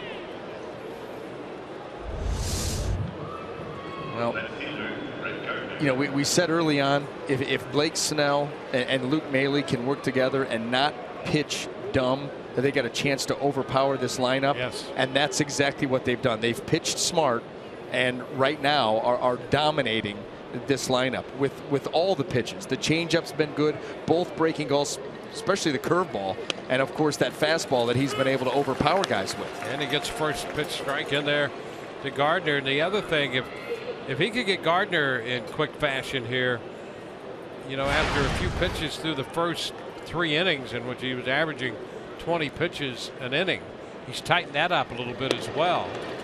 And he's 0-2 with Gardner.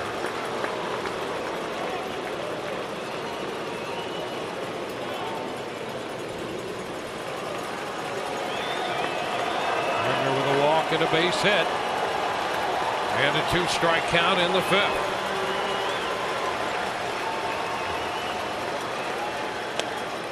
Oh, close. A little wide, though. Snell looking in, hoping for the call, but it was off the plate.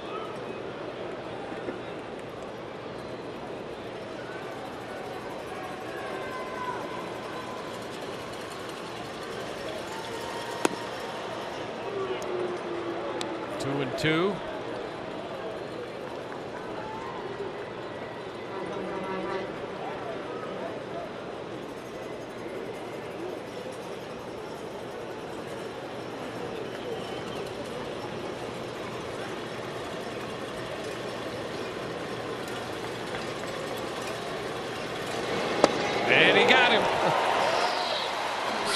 He strikes out the side here in the 5th. Getting Rev Snyder, Hicks, and then Gardner. 9 strikeouts on the day. And the Rays lead this game 2-0.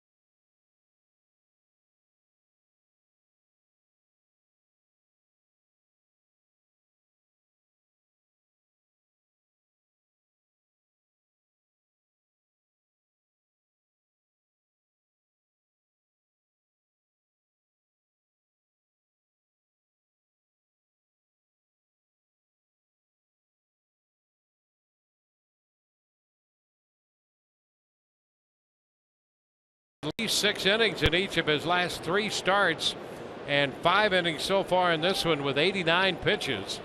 15 in the 4th and just 14 in the 5th inning when he struck out the side. You know, for me, this is his most impressive start. Yeah, I haven't put all the numbers up against the other ones, but just the way he's handled himself, the way he's rebounded from a lot of pitches early on, and the way that he's pitched as a veteran. With some great 2-strike pitches. My goodness.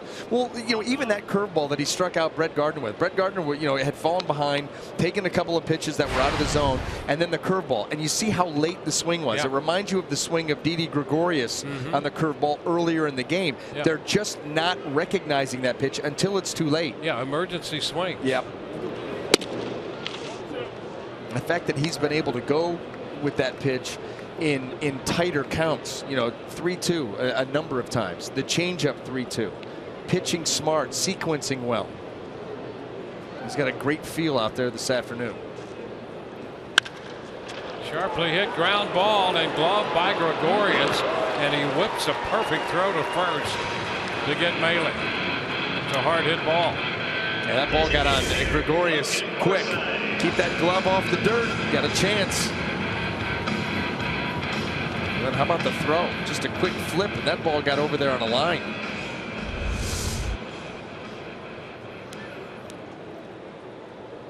Now we go to the top of the order here in the 5th inning. Forsythe looking for his first hit of the day against Pineda. Strike 1. Logan came into the game 4 out of 6 against the New York right-hander.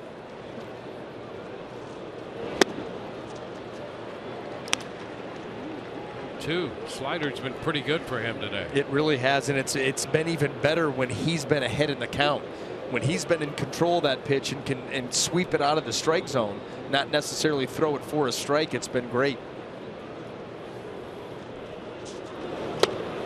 And he comes right back with it and gets the strikeout. So a couple pretty good ones there to strike out Forsythe.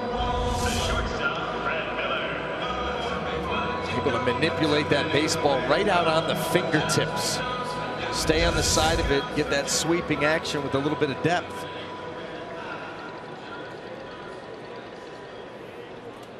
So 2 quick outs in the bottom of the 5th.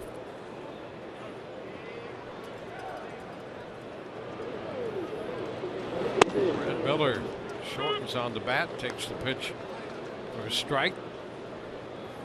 Well, Miller with those 16 home runs, club record for someone who primarily plays shortstop, although the 16th home run was as a DH. Yeah, I got really overzealous last night. I gave him the record. We dropped the confetti up in the booth, only to find out that it didn't come at the. It's qualified. It's Yeah. a primary qualifier there to that record. And that's courtesy of the notes. We're not making that one up. Yeah.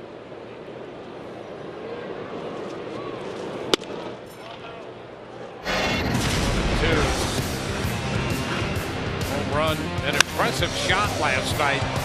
Boy, really to get things started, 100 miles per hour on the pitch. And out to center. I just tried to use the telestrator and draw, and it wouldn't allow me. Not sure why. I was going to put a little asterisk. Have we made the last installment, the payment on it? Apparently not. It worked earlier in the game when I drew the little Starlin Castro, circled him and put him out in the right center. I saw that. That was good job. So well, I don't. Maybe right in the middle of this, we're going to call him, see if the check cleared. Maybe that was the alert on my phone. 1-2. There's one. High and deep. Still gone. Gone. Wow, what a shot. It winds up in the Rays tank.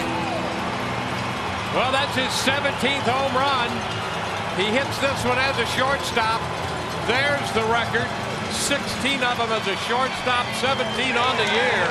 And he hit it on the netting over the Rays tank, and it rolled back into the tank. Wow, what a shot. He can hit that baseball, and take a look at this one. See how his head stayed down during the course of that swing. Didn't even come up until contact had been made. And what contact it was. See you later. Splash. There's a strike to Longoria. Todd needs to go get that ball. He's done it before. He has. He's been in that Rays tank, so he has experience. It's the record, baby. Rays Officially. 3-0. There's a high drive, well foul off the bat of Evan.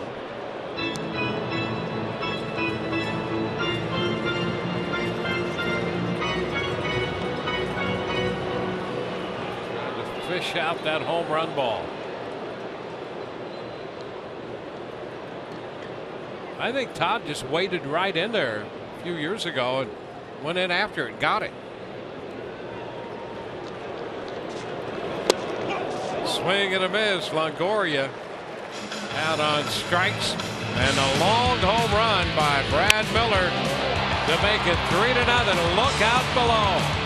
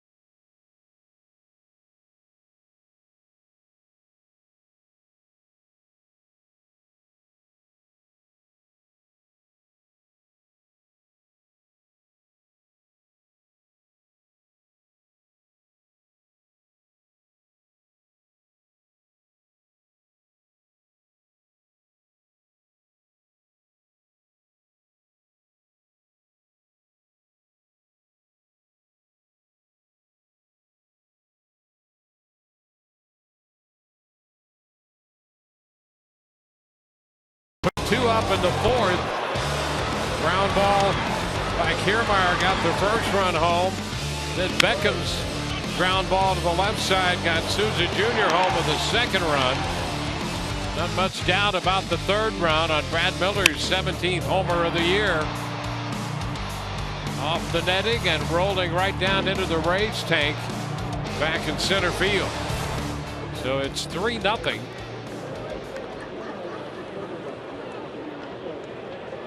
And Blake Snell coming off a 1-2-3 strikeout to side 5th inning. Opens the 6th, and Ellsbury takes a strike. Second time in this game that Snell has struck out the side today. He struck out McCann, Headley, and Gregorius in the 2nd. He's ahead of Ellsbury 0-2, then getting Refsnyder, Hicks, and Gardner in the 5th. Xavier Cedeno in the bullpen.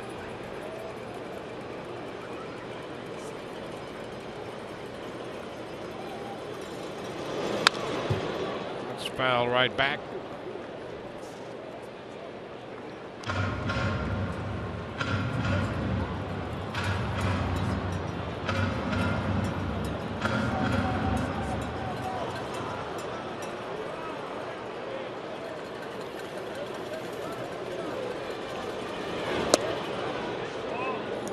Ball, 2 strikes.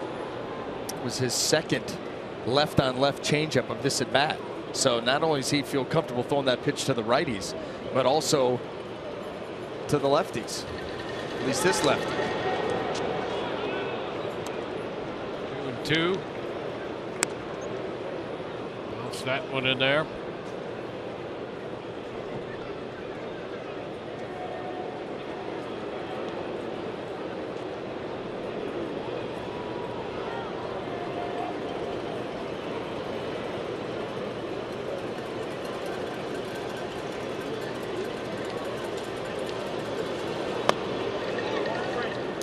A full count. We've seen this a few times today, ahead, and then the count goes full. We've made some really great pitches.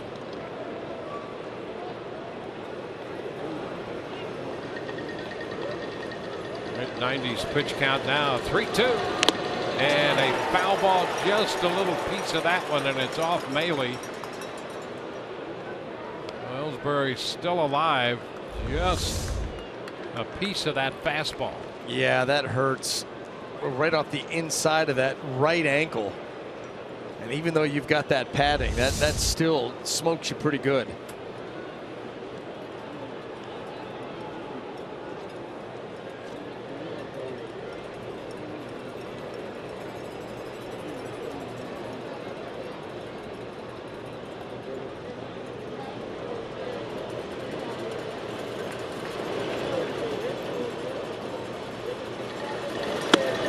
And he takes it a little tight right there for ball 4.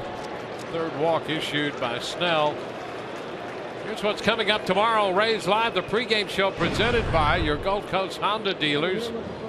Chris Archer scheduled to open that series against Kansas City, and we'll hear from him. And Orestes Estrada will break down Royals first baseman Eric Hosmer. After the leadoff walk to Ellsbury, Jim Hickey spending some time on the hill.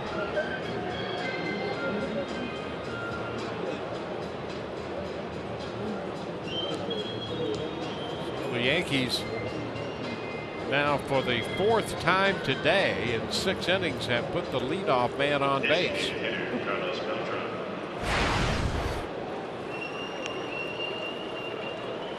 Carlos Beltran. Can you roll up another double play ball? Done it twice already.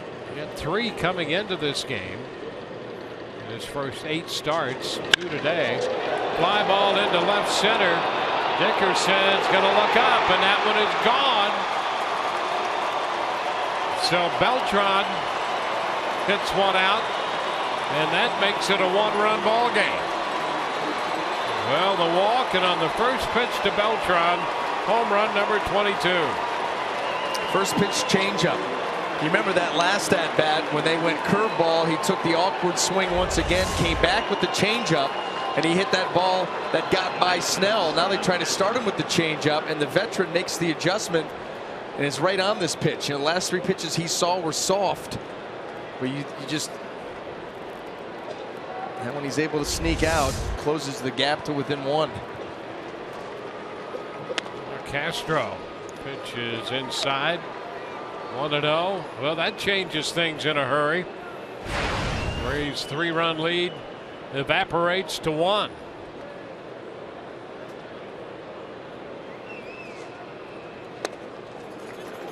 Fastball by him. He's up to 100 pitches now.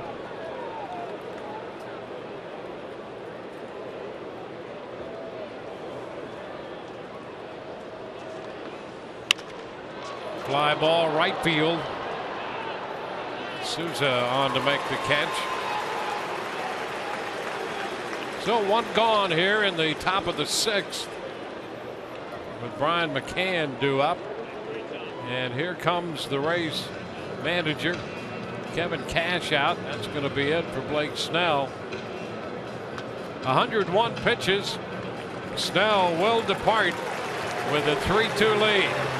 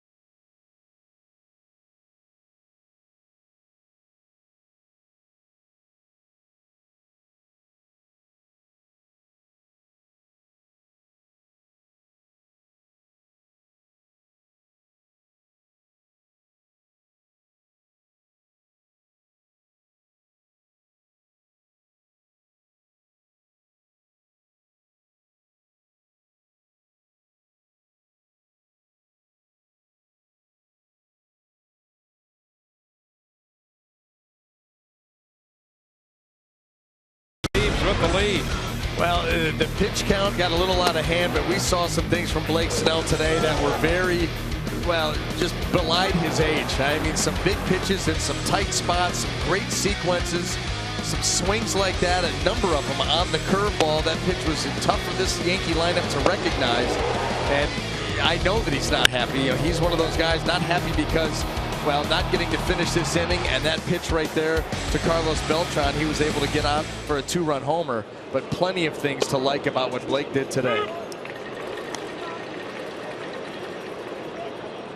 Pitch to Brian McCann from Xavier Cedeno is a strike. There's a line on him with 9 strikeouts. Equals the 9 he had against Colorado 2 starts ago.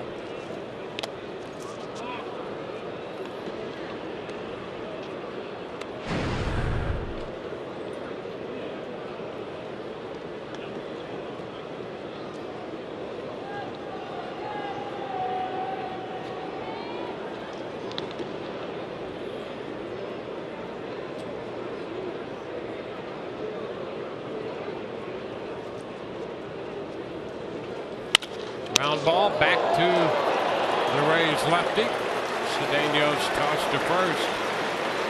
It'll get McCann.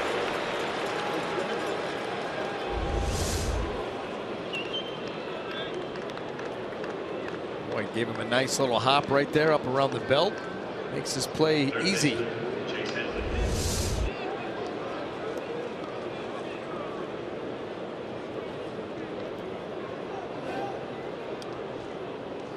be Chase Headley. Kevin Jepson busy in the Rays bullpen.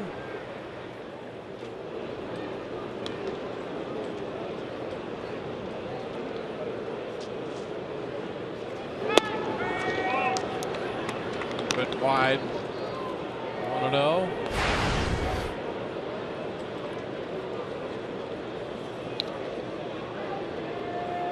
Cedeno, originally in the Rockies system, got to the big leagues initially with Houston.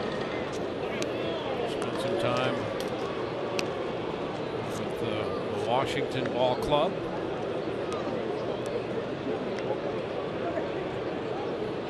In 61 games with the Rays last year. And has been reliable out of the bullpen again this year. He's fallen behind Headley.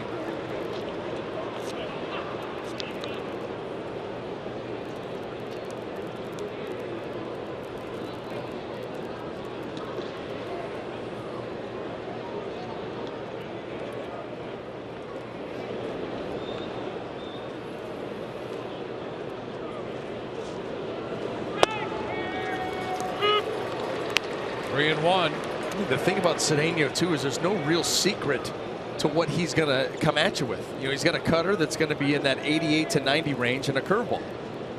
Now he'll move those pitches around the zone, give you different looks and different angles, but it's going to be those two. And there's a walk to Headley. With 2 outs, the Yankees have another base runner. 2 walks in this inning, a leadoff walk to Ellsbury, and then Beltran hit the home run. D.D. Gregorius. And this is why Cedeno is so careful with Headley. Headley's been swinging the bat well. Those pitches, especially the cutter, breaking right into the swing of Headley, so he stayed away from him once he fell behind. He wasn't going to give him anything good, knowing that Gregorius, the lefty, is coming up. Ground ball. Beckham right there. Will take care of the top of the 6th inning. 2 runs on the Beltran homer. Bottom of the 6th, 3-2 Rays.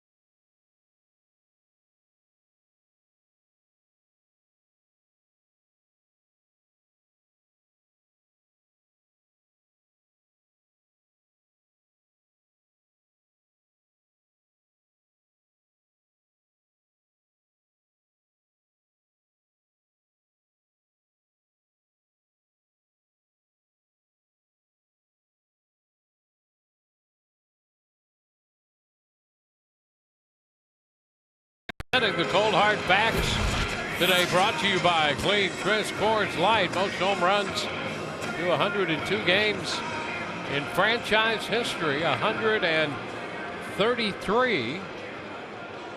And today, a long one off the bat of Brad Miller.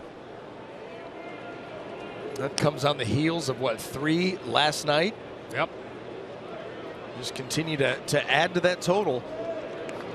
And such a huge part of their offense this year.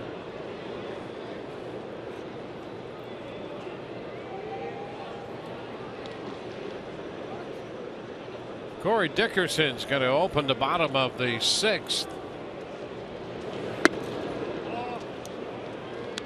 First pitch, a ball.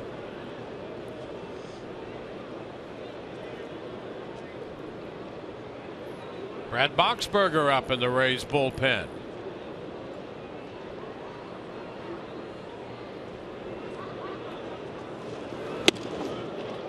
Good cut, and he missed it. Dickerson 2 for 2. He doubled in the 2nd. You could see Corey there telling himself to stay with that, stay up the middle, stay through the baseball, because that one he wildly pulled off of. Saw that fastball out over the heart of the plate, and eyes and swing got real big. Sends it to left. Gardner back and makes the catch just as he got to the track. Well, he did. Better job of staying on that pitch. Just happened to be one that Gardner could make a play on. He hit it hard. Right fielder, Steven Souza Jr.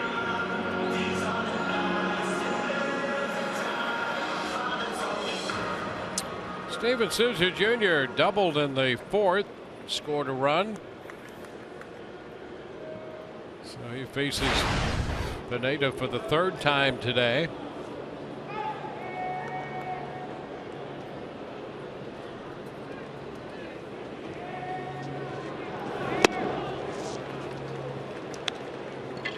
Strike 1. Pineda get a little action on that fastball as well. That's in the mid-90s. That's a tough pitch. Boy, when he's able to locate it and keep it down in the zone, unlike that. Yeah, base hit into right center. Cut off by Hicks. Souza's going to head for second. Hicks with a great arm. And Souza's in there. The ball loose. Souza winds up at second. Hicks made a heck of a throw. He has an outstanding arm. Yeah, that might not be the arm that you want to challenge. You can understand Souza Jr. These guys getting out of the box are very, very aggressive. But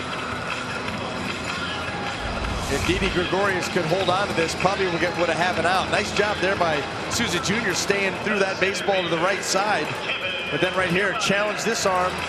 That's just an easy bullet. Tag was placed and it was just forced out of the glove.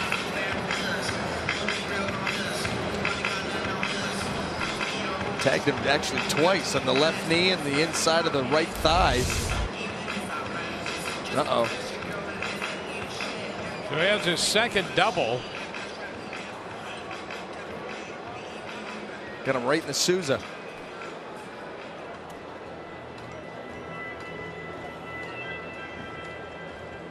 So we'll take a little time to collect our thoughts. It never ceases to amaze how it finds him. It finds him. It does.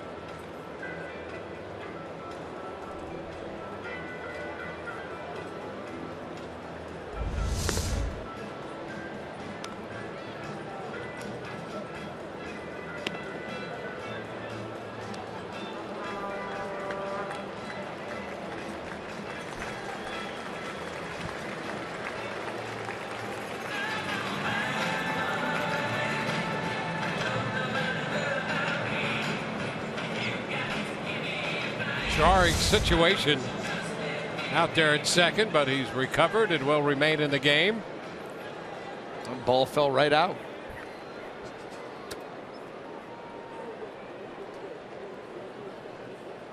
So here's Kiermaier with the man in scoring position.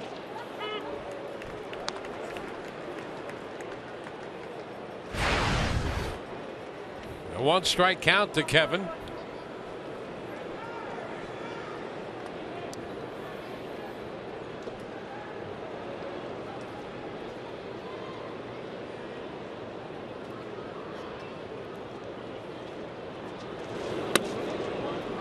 Pitch down. Kiermaier got a run batted in on a ground ball in the 4th. He's hoping that Souza can score here in this inning. You'd like to put some distance. You know, Yankees at one swing of the bat, close within 1 at 3-2, much like yesterday's game. You know, they close ball game, able to score some runs late, and push it out to a bigger lead.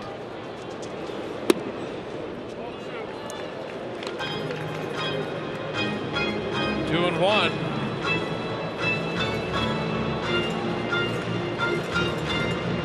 Cam goes out to have a visit with Pineda.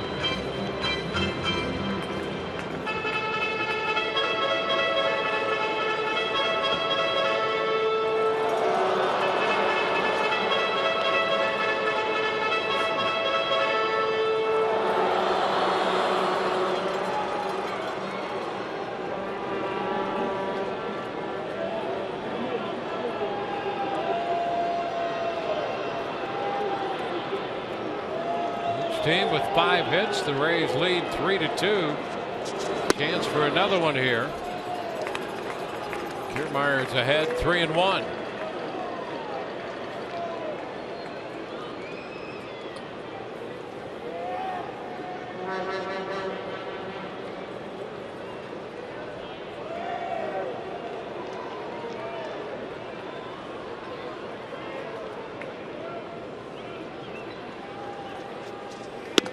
Here's ball 4.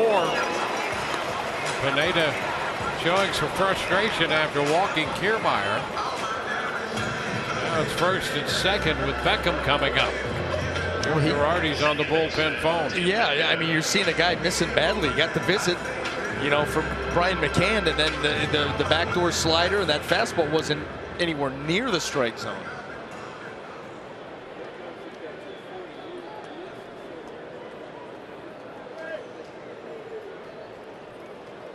Well, Tim Beckham drove in a run with a ground ball. He's 0 for 2.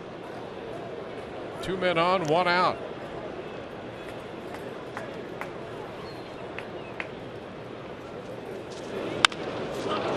Ground ball right side. Runners will advance. Out at first base unassisted. That was tremendous right there. You know, a little check swing. Ref Snyder trying to decide what to do. And as he's running to first base, Pineda is standing over the bag pointing at it. Like, you step on this thing. Watch this. When Pineda gets over there. Okay, he's right there. Right there. Step on it. That's tremendous. Well, somebody's got to be in charge. Rob's like, I got it. I see it. It's big. It's white.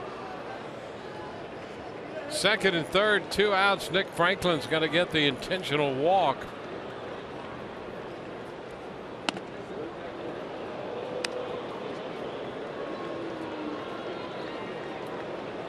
So an intentional walk here with first base open. And Luke Maile due up.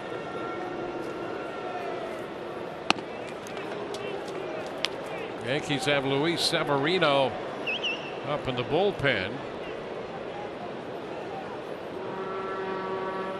Double, a walk, a ground out for the second out. Moving the men up to second and third, and now the intentional walk to load the bases. It's Severino.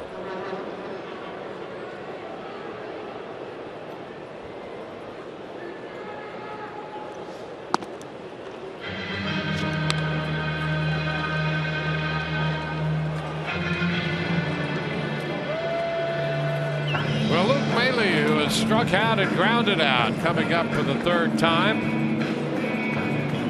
Key spot for the young Rays catcher. The catcher, Luke Maile.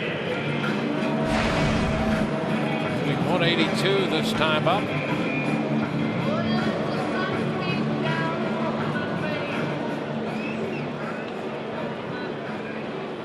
Rays trying to rebuild a lead. It's down to 1. Led by 3 until the home run by Beltran.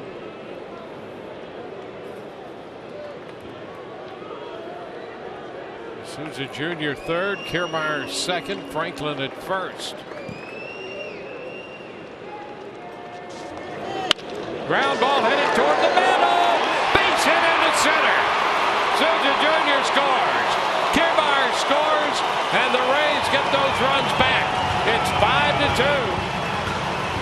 Luke Maile with a base hit into center field. And the Rays again are up by 3. Well, Luke Maile had to know that he was going to see the slider, and he got one that stayed out over the middle of the plate, and he went right back up the middle with it. Tremendous job of staying right up the middle on that particular pitch, and boy, does it pay off big as 2 runs come in for the Rays. No chance for Gregorius. Big base hit for the rookie catcher.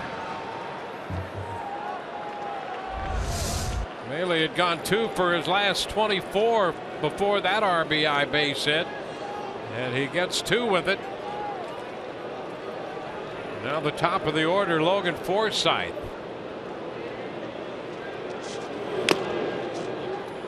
Strike 1. Logan 0 for 3 today against Pineda.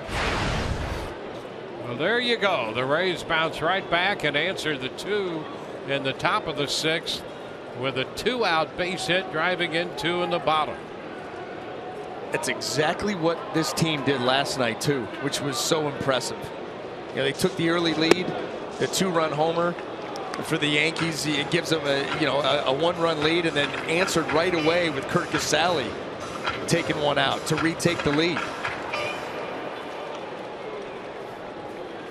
There's nothing more discouraging to a team than a quick answer.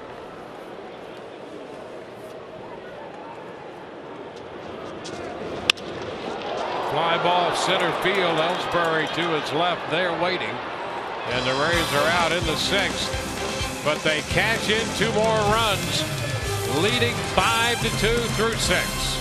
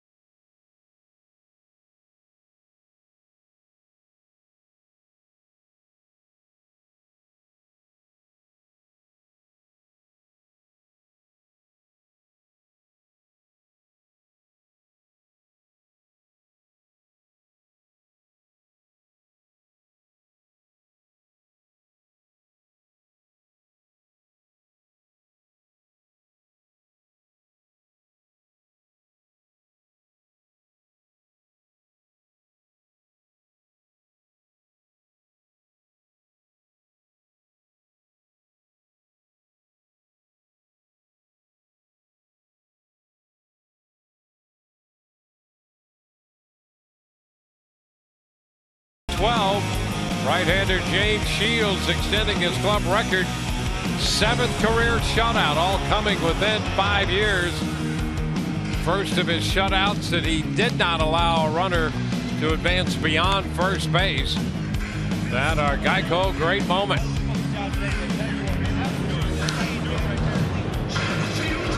Brad Boxberger on the hill, just reinstated from the disabled list here Friday. And after 5 rehab appearances, and his numbers from a year ago, 41 saves. Boy, just all around 74 strikeouts in 63 innings. That's in 69 games. Led the American League in saves, and so far he's been limited to 16 pitches here in 2016.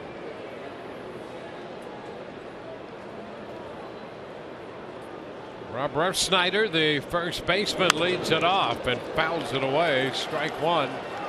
Fastball there from Boxberger to begin this outing. Primarily fastball, changeup, occasional breaking ball.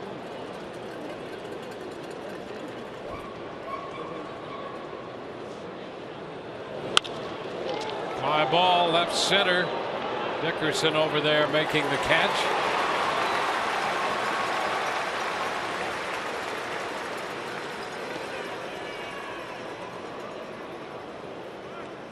So one away for Aaron Hicks. Right fielder, Aaron Hicks. Hicks has popped out and struck out both those at bats against Blake Snell, who had 9 strikeouts in 5 1/3. Xavier Cedeno came on to get the last 2 outs in the 6th. Boxberger opening the 7th. Strike 1 to Hicks.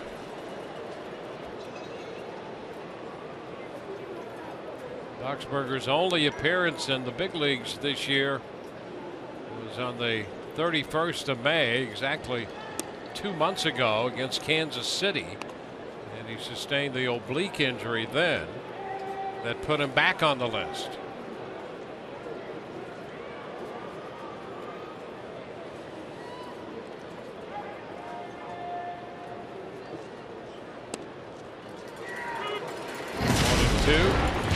Take you back to Kansas City. Yeah. Those are not good signs. Tried to stay in and realized that it didn't make much sense to continue.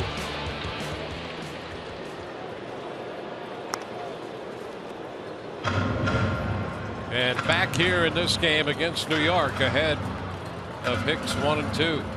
You got to figure, I mean, you're talking 4 months into the season and he had thrown 16 pitches. He had to be going crazy. I mean, physically and mentally to get back out here.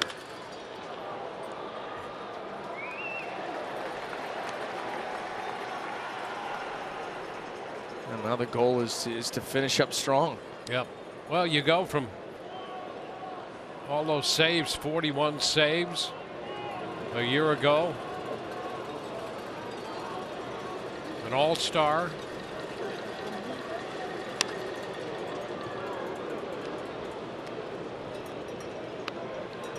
And then trying to get back healthy and on top of your game again.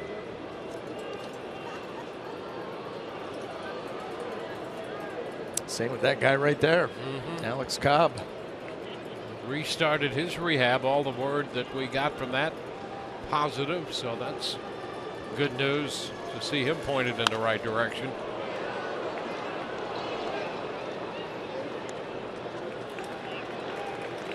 One and 2 here on Hicks.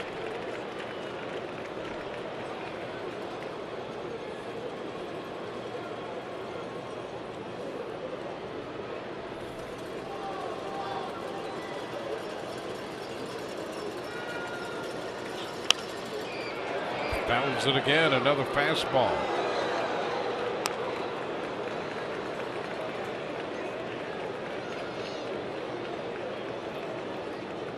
So an 8-pitch at bat so far. Hicks fouling him away, down on the count.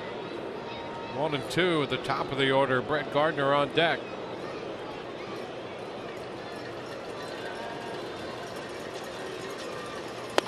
And he got him.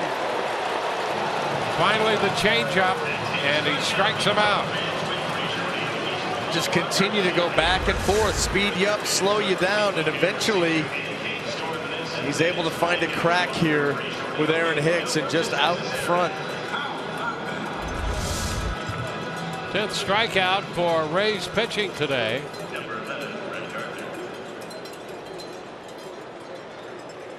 Top of the order, Brett Gardner with the bases empty and 2 outs.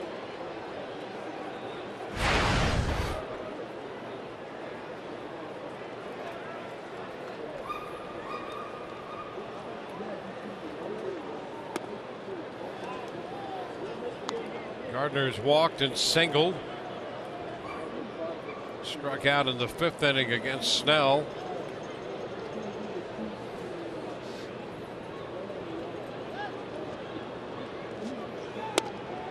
Takes a strike. Down around the knees.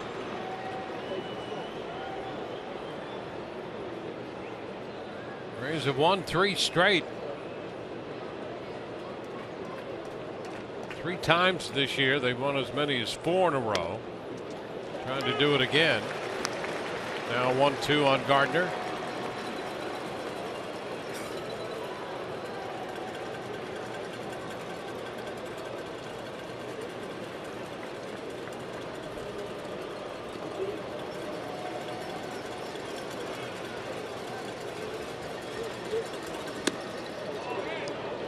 2-2.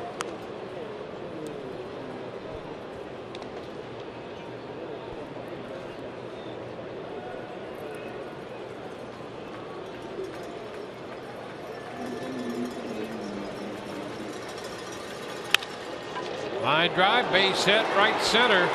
Souza has to cut across. Gardner makes the turn, but hangs on at first. He's on for the third time. Number 22, Jacoby Ellsbury.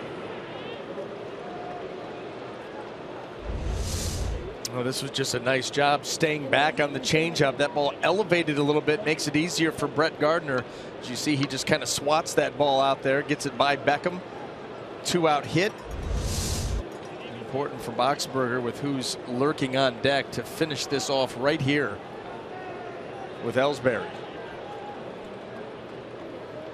Ellsbury 0 for 2. He walked in front of the Beltran home run in the 6th. Ground ball, and that's going to go through. Base hit, right center. A couple of changeups hit for singles, first and third now. So trouble with 2 outs. Number 36, Able to find that same hole, this time on the ground. And now you get Beltran to the plate. Already homered in the ball game today. He's been swinging a hot bat for the last couple of months. Erasmo Ramirez up in the bullpen. Starting to get loose. The Beltran home run in the 6th. Coming from the right side against Blake Snell. He was 2 for 3 today on an infield hit in the prior at bat.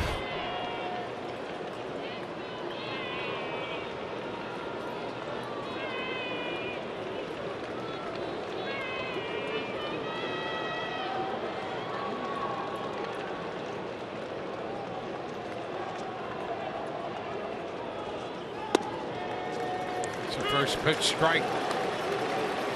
Taking the fastball.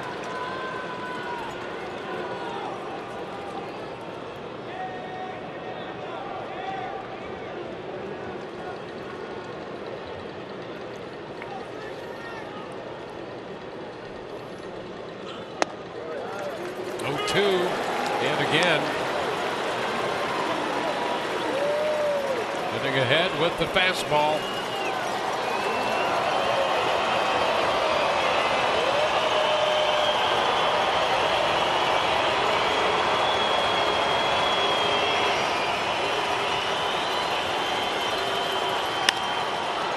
Ball left field toward the line. Dickerson on the run. It falls foul. It's beyond the bullpen mound. Bouncing into the stands.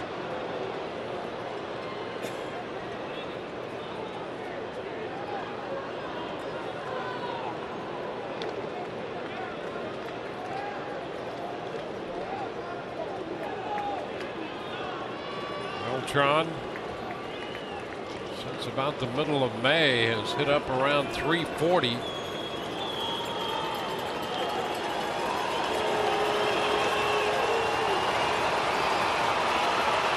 The 2-strike pitch again. He got him, struck him out, went up with the fastball. Beltran out on strikes, 2 Yankee runners left. 7th inning stretch time, 5-2 Tampa Bay.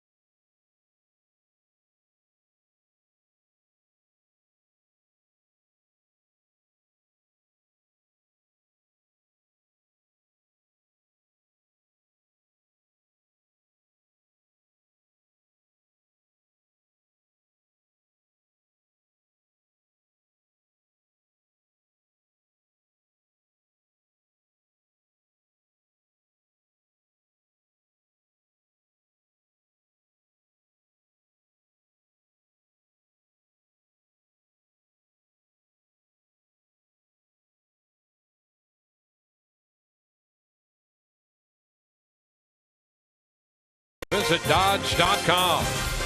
By Geico, 15 minutes could save you 15% or more on car insurance. And by your Southern Chevy dealers.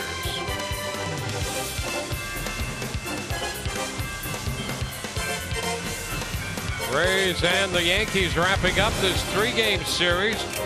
Homestand continues tomorrow. We'll be with you at 6:30 on Fox Sports Sun as Chris Archer goes to the hill, posed by Danny Duffy of Kansas City. Archer coming off that outing in Los Angeles, giving up an earned run in 7 innings on Tuesday. And for the Yankees, Luis Severino is the new pitcher. Well, he's on for the 9th time, 7 starts.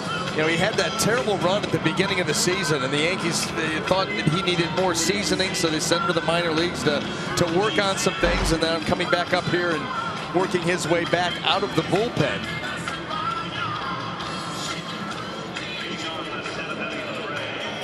He made his first big league relief appearance Wednesday in a loss to Houston.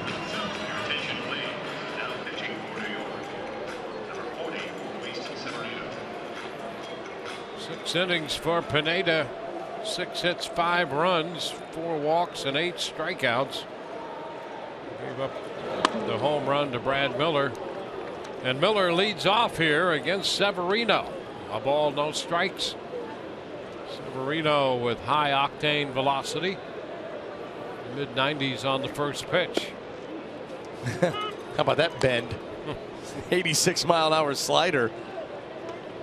That's the one thing that you're afforded the luxury of when you're coming out of the bullpen. You can just cut it loose, not hold anything back. Not going to be out there for 100 pitches, so. At 97 with a fastball right there.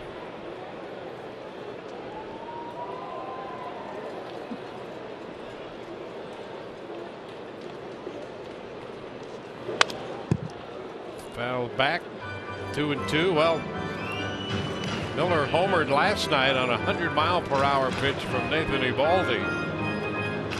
Homered in the 5th inning off Pineda today. Put it on the screening over the Rays tank, and the ball eventually rolled down into the tank. And a cut and a miss. That one at 97, 98 actually, and he's out on strikes. His power. You see the fingers behind the baseball driving it to its spot. That ball right in the heart of the plate, but Brad Miller just a little bit underneath it.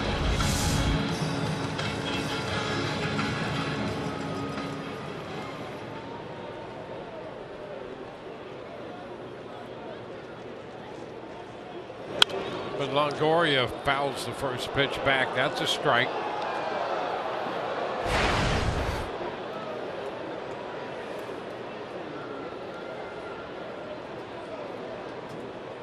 Severino with the Yankees earlier this year struggled, was on the DL with a tricep strain.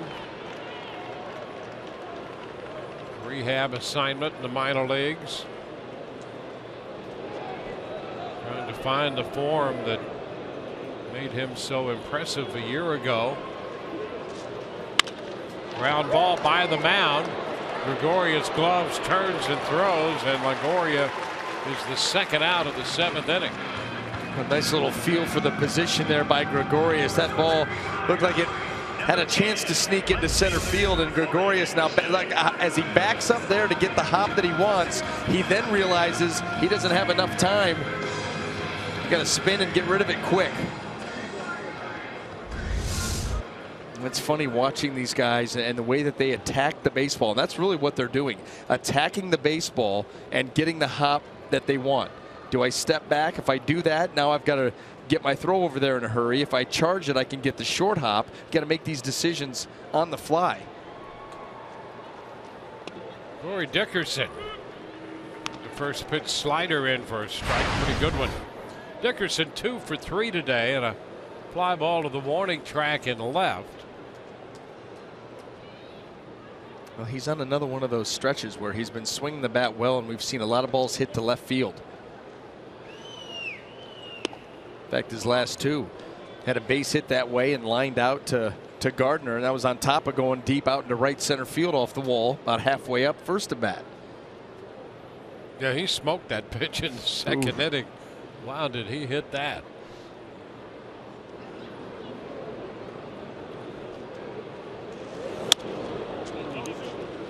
Upstairs, 2-1.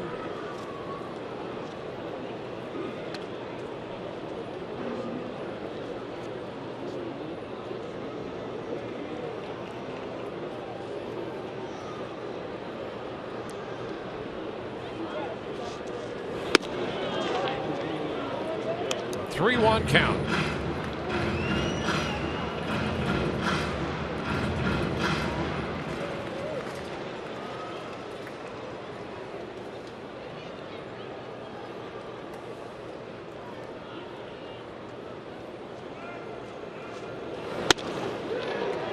Let it loose there.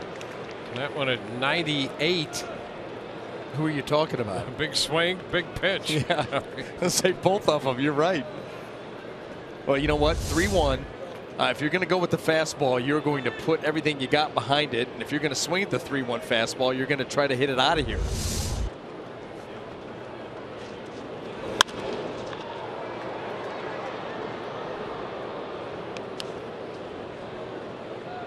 Corey thankful that he fouled that pitch off and wondering why he swung at it in the first place. You could see him. He fouled it off, and then he's like, what am I doing?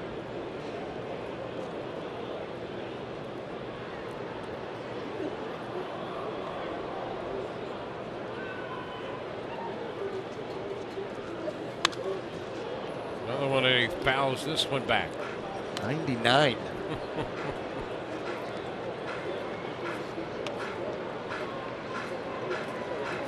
Here's the range.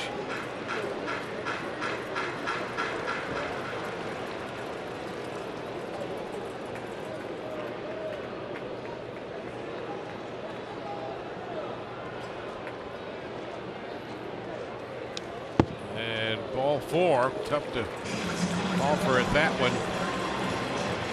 2-out walk sends Dickerson to first. And Souza Jr. to the plate. Number 20, right fielder, Steven Souza Jr. Couple of 2 base hits for Steven Souza Jr. in this game.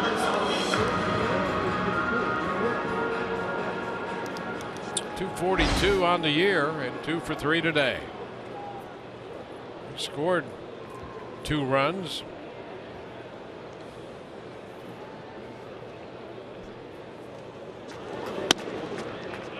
Takes it upstairs.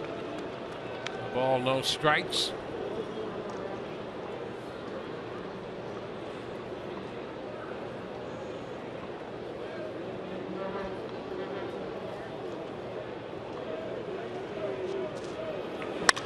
And the shot into center. Ellsbury on the run, reaching up to grab it as he got to the track, retiring the side. Long shot to center. No run to walk, and a man left. Another look at Ellsbury running this one down. We go to the 8th. 5-2 Rays.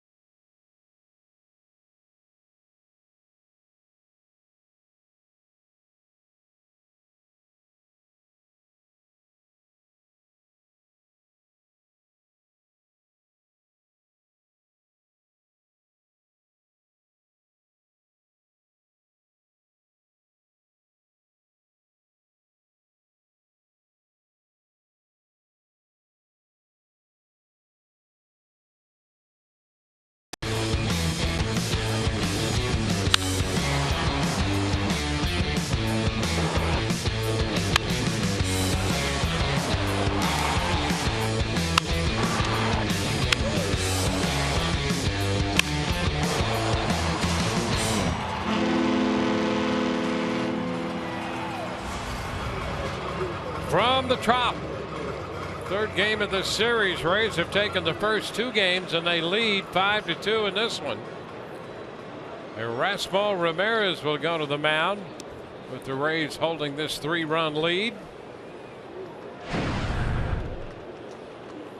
4th Rays pitcher, and he faces the second baseman Starlin Castro, who's hitting cleanup today, and the pitch is a strike. Trying to piece it together till the end. Big help getting those extra 2 runs in the 6th. Or excuse me. Yeah, it was the 6th. It was after the Yankees scored 2 in their half. Nice to answer, Boy, and in quick fashion. that's the thing. I'm telling you, you know, you sit there, you trail the whole game. All of a sudden, you get the big blast from Carlos Beltran. You're like, we're right back in this, and before you can really even settle in, all of a sudden, back to 5-2.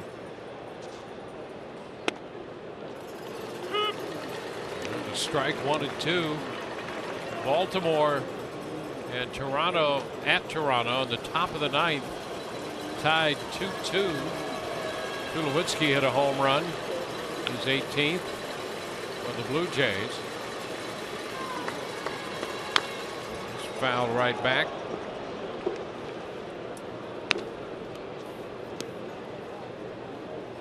Brian McCann on deck.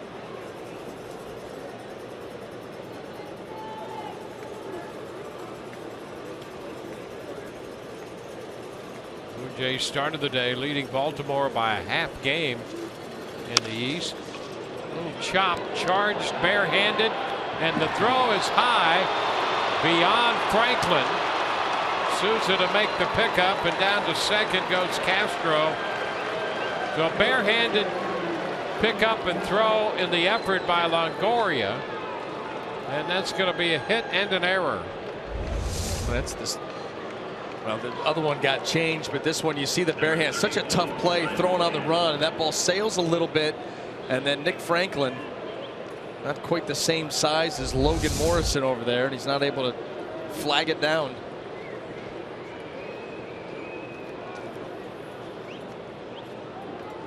So a runner at second, nobody out.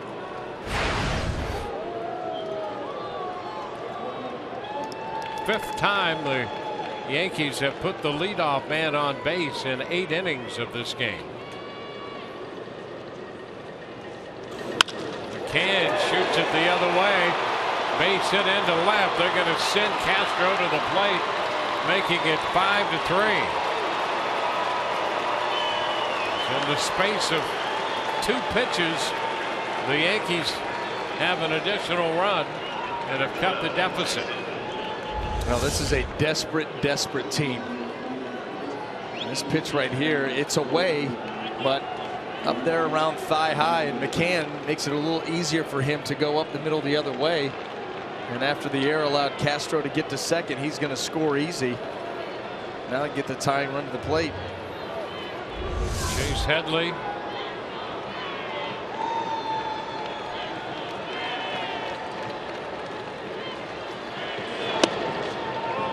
Down. The Rays have utilized Blake Snell, who started 5 1/3. Cedeno 2/3. Brad Boxberger back active for an inning. Jepson up for the second time in the bullpen. It's 1-1 on Headley now.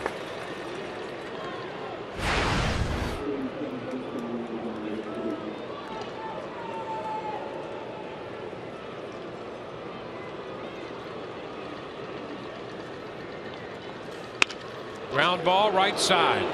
Beckham Miller, 1 over to first in time for the double play. Well, the Rays have made that double play their friend today. They got a big one in the 3rd, another big one in the 4th, and this one comes in the 8th inning to erase the base runner. Tim Beckham right here in good position. Now you got to flip quick, get it to Brad Miller, and then he gears up and fires a bullet to Nick Franklin. Yes, sir. Base is empty now in a 2-run game. Didi Gregorius, the hitter.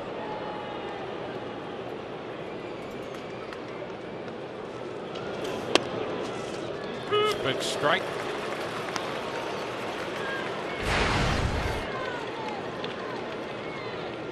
Bailey caught that pitch awkwardly, and you wonder if there was a little bit of a cross-up because he's out there talking to Erasmo right now. Watch the way he receives this, thinking it's going to stay at, and that is not exactly the smoothest of receptions. Good job to stay with it and hang on, but he went out there to make sure that everybody's on the same page with these signs.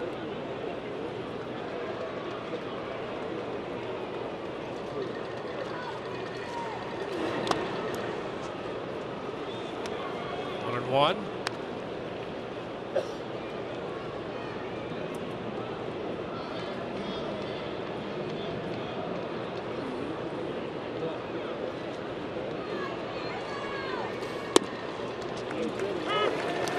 The ball, 2 strikes.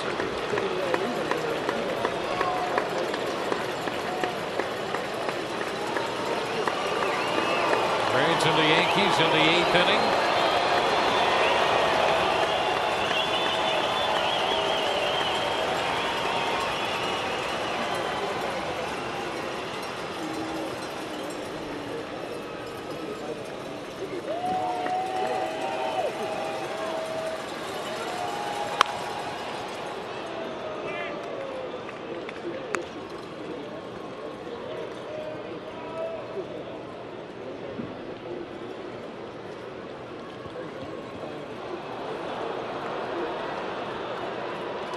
Ramirez was in the game here Friday night, the 3rd of an inning, and gave up a couple hits.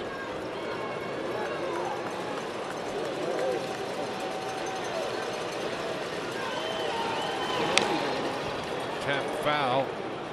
2/3 of an inning, now a run and a couple of hits, and a 1-2 count on the New York shortstop.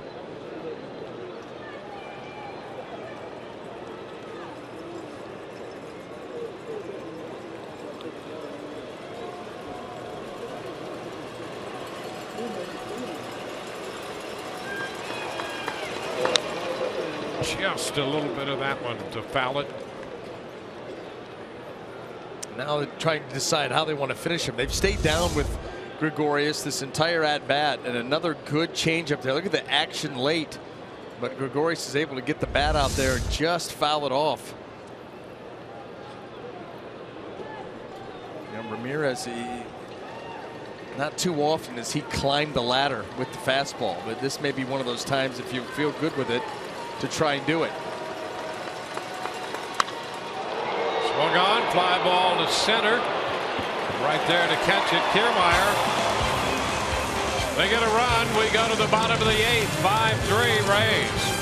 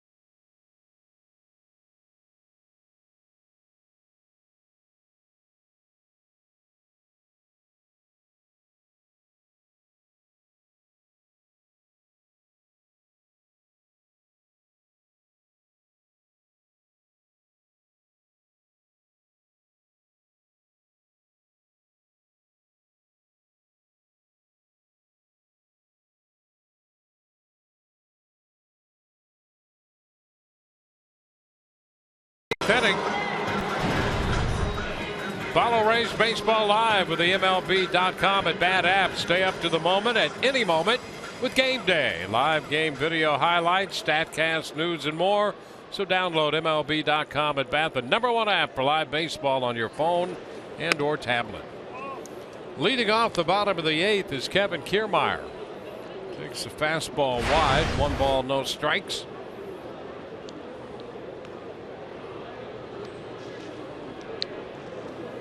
Kevin's been on twice today, a couple of walks. There's a stolen base and a run scored, and drove in a run with a ground ball out.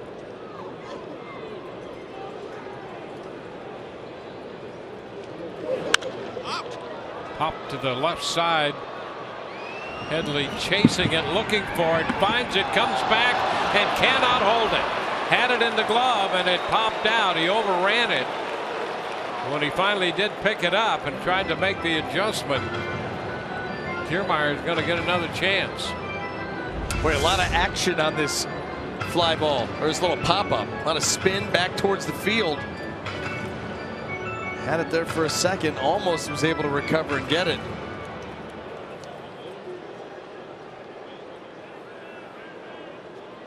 It's been that kind of a series for the Yankee ball club. The presence of mind to try to get that glove hand out there to grab it again, and just out of his reach.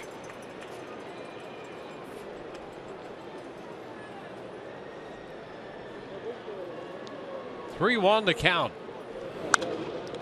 Pop back foul out of play.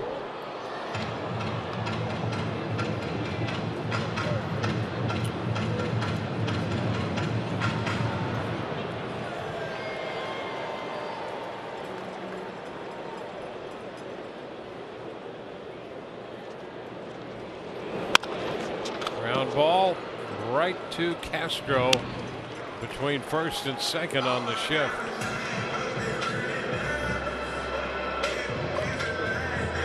Rays Live, the postgame show comes up, presented by Checkers. Todd Narest is anchoring from their spot in left field. Kevin Cash and his press conference, a central part of that, and reaction from the clubhouse. Trading deadline countdown is on. 4 o'clock tomorrow. There's Alex Colomé in the Rays bullpen. Pitch is low to Tim Beckham. Beckham drove in a ground ball RBI in the 4th inning. He is 0 for 3. Strike out in a couple of ground balls, but got a big one in the 2-run 4th. 1-1.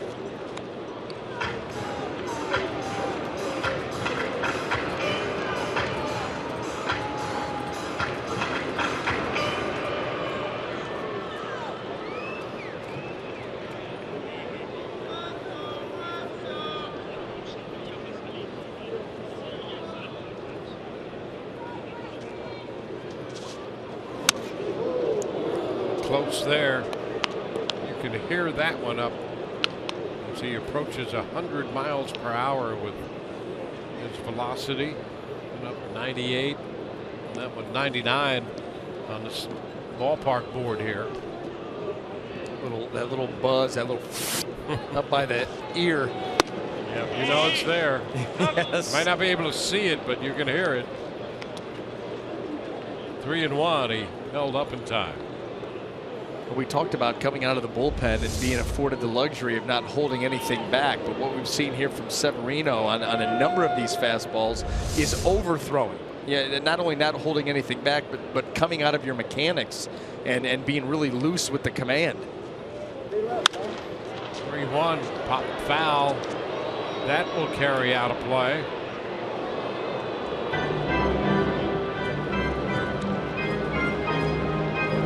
Missed it by that much. Yeah, and whoever missed it had a glove. Well, that'd be an error. Every time. Most every time, unless Todd's involved. Yeah. Well, we get Todd down there to resolve that situation. He's the peacemaker, too. Mayer, Peacemaker. Ground ball second. Castro's throw in time. 2 ground ball outs in the 8th inning. Tim Beckham making that play close. Yep. Ground ball to second base. And Castro, yeah, he looked up and said, I better get this ball over to first base. Watch this. I mean, that's great effort out of the box on a ground ball to second base. You see a lot of guys not give that kind of effort. He made that play closer than it should have been. That's what you should be doing every single time. That's outstanding. Now Nick Franklin in the lineup at first base today. Steve Pearce, a lot of discussions, rumors, what have you, about the possibility of Pearce being involved in a deal and not in the lineup today. Nick Franklin playing first base. It's a 1-1 count. So we'll know by this time tomorrow. A little under 24 hours left until the trading deadline. It's so funny when you go around the league, a lot of the names that have been bandied about, especially position players, whether they be big leaguers or even the minor leaguers, not in the lineup today. Yep. Whether it's in AA, AAA, the big leagues, for that maybe that one last ditch effort attempt to make a trade. There are over a dozen scouts at this game today. Strike 3 on Franklin. 1, 2, 3. We go to the 9th. 5-3 Rays.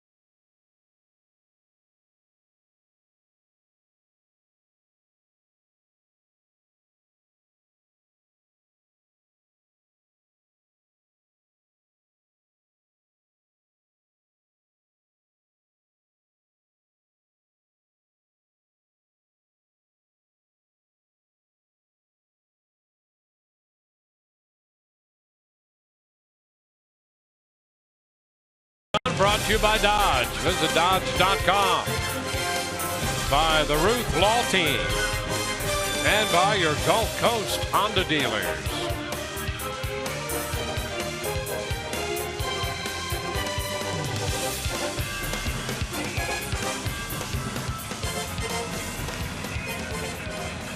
Well, Luke Maile behind the plate for the Rays. It's been a good day for him, a busy day back there. It really has. So you think about all the breaking balls, the curveballs, especially from Blake Snell that were thrown into the dirt, trying to bounce those pitches, get the chases, and Luke Maile doing a great job back there, being able to block these pitches, good technique, good hop.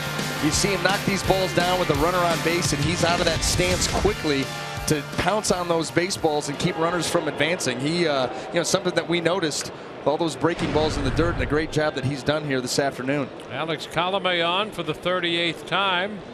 He'll face Mark Teixeira pinch hitting to open the 9th. He's hitting for Ralph Snyder. Colomé faced Teixeira in the 9th inning last night, struck him out on a 3-2, 96-mile-per-hour fastball.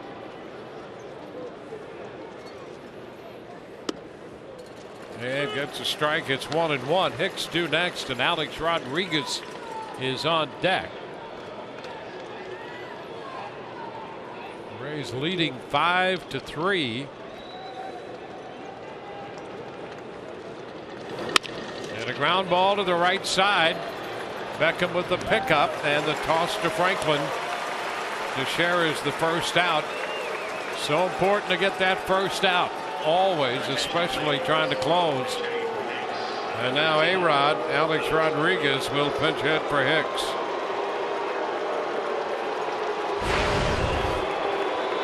Alex Rodriguez got the start last night in the middle of that lineup. Went 0 for 4 with 4 strikeouts.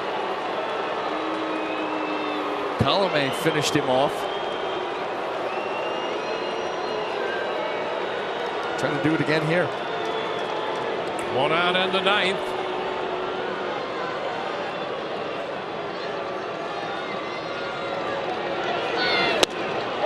Strike 1.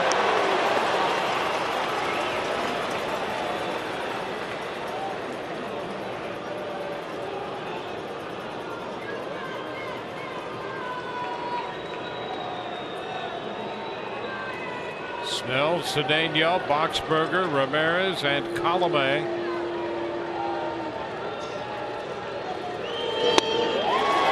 0-2 fastball. Both starting pitchers, the pitchers of record.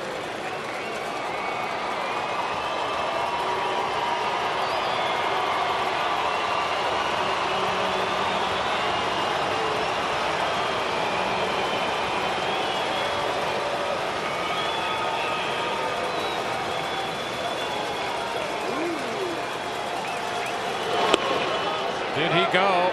He held up, says Doug Eddings. Now 1-2. Let's take a look. He did.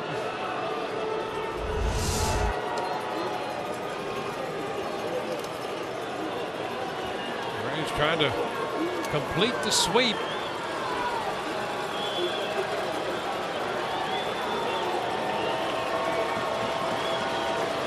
Franklin, the only man on the right side of the infield.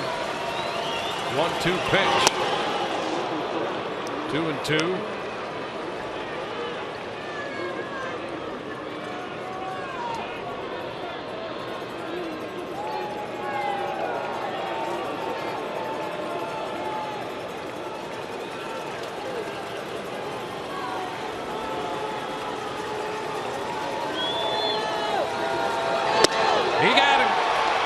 Fastball by him. Strikeout number 12 for Rays pitching. More importantly, out number 2 in the 9th. Boy, just a powerful 4-seam fastball up around the belt on the outer third. So tough to get there at that kind of velocity, and Rays are 1 out away.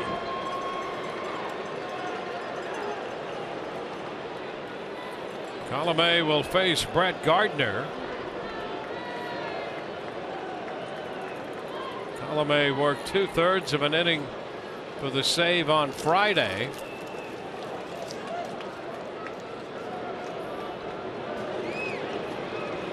And last night and again today. Pitch is up. Thankful for the off day on Thursday. Colomé got the save against the Dodgers Wednesday.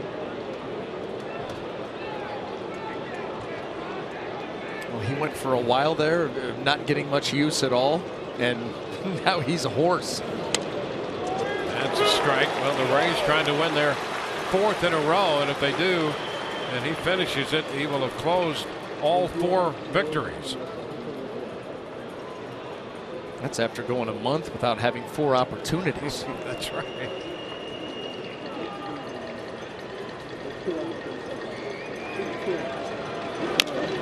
Chop foul. Now 1-2.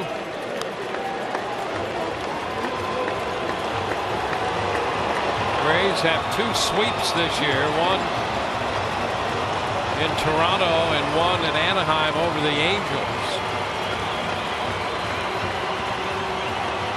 Have not swept a series at home this year.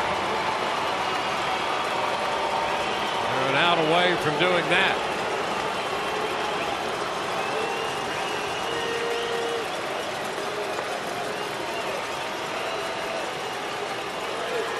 1-2.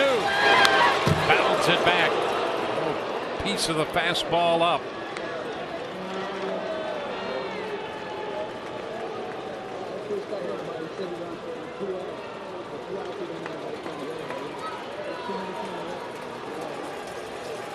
Colomé trying to save it for Snell. He was impressive today. Pitched 5 1/3, made some great pitches. 1-2. Did he go? Yes, he did. It's all over in the way, and the Rays sweep the New York Yankees. 2 strikeouts here in the 9th, and the Rays are winners today.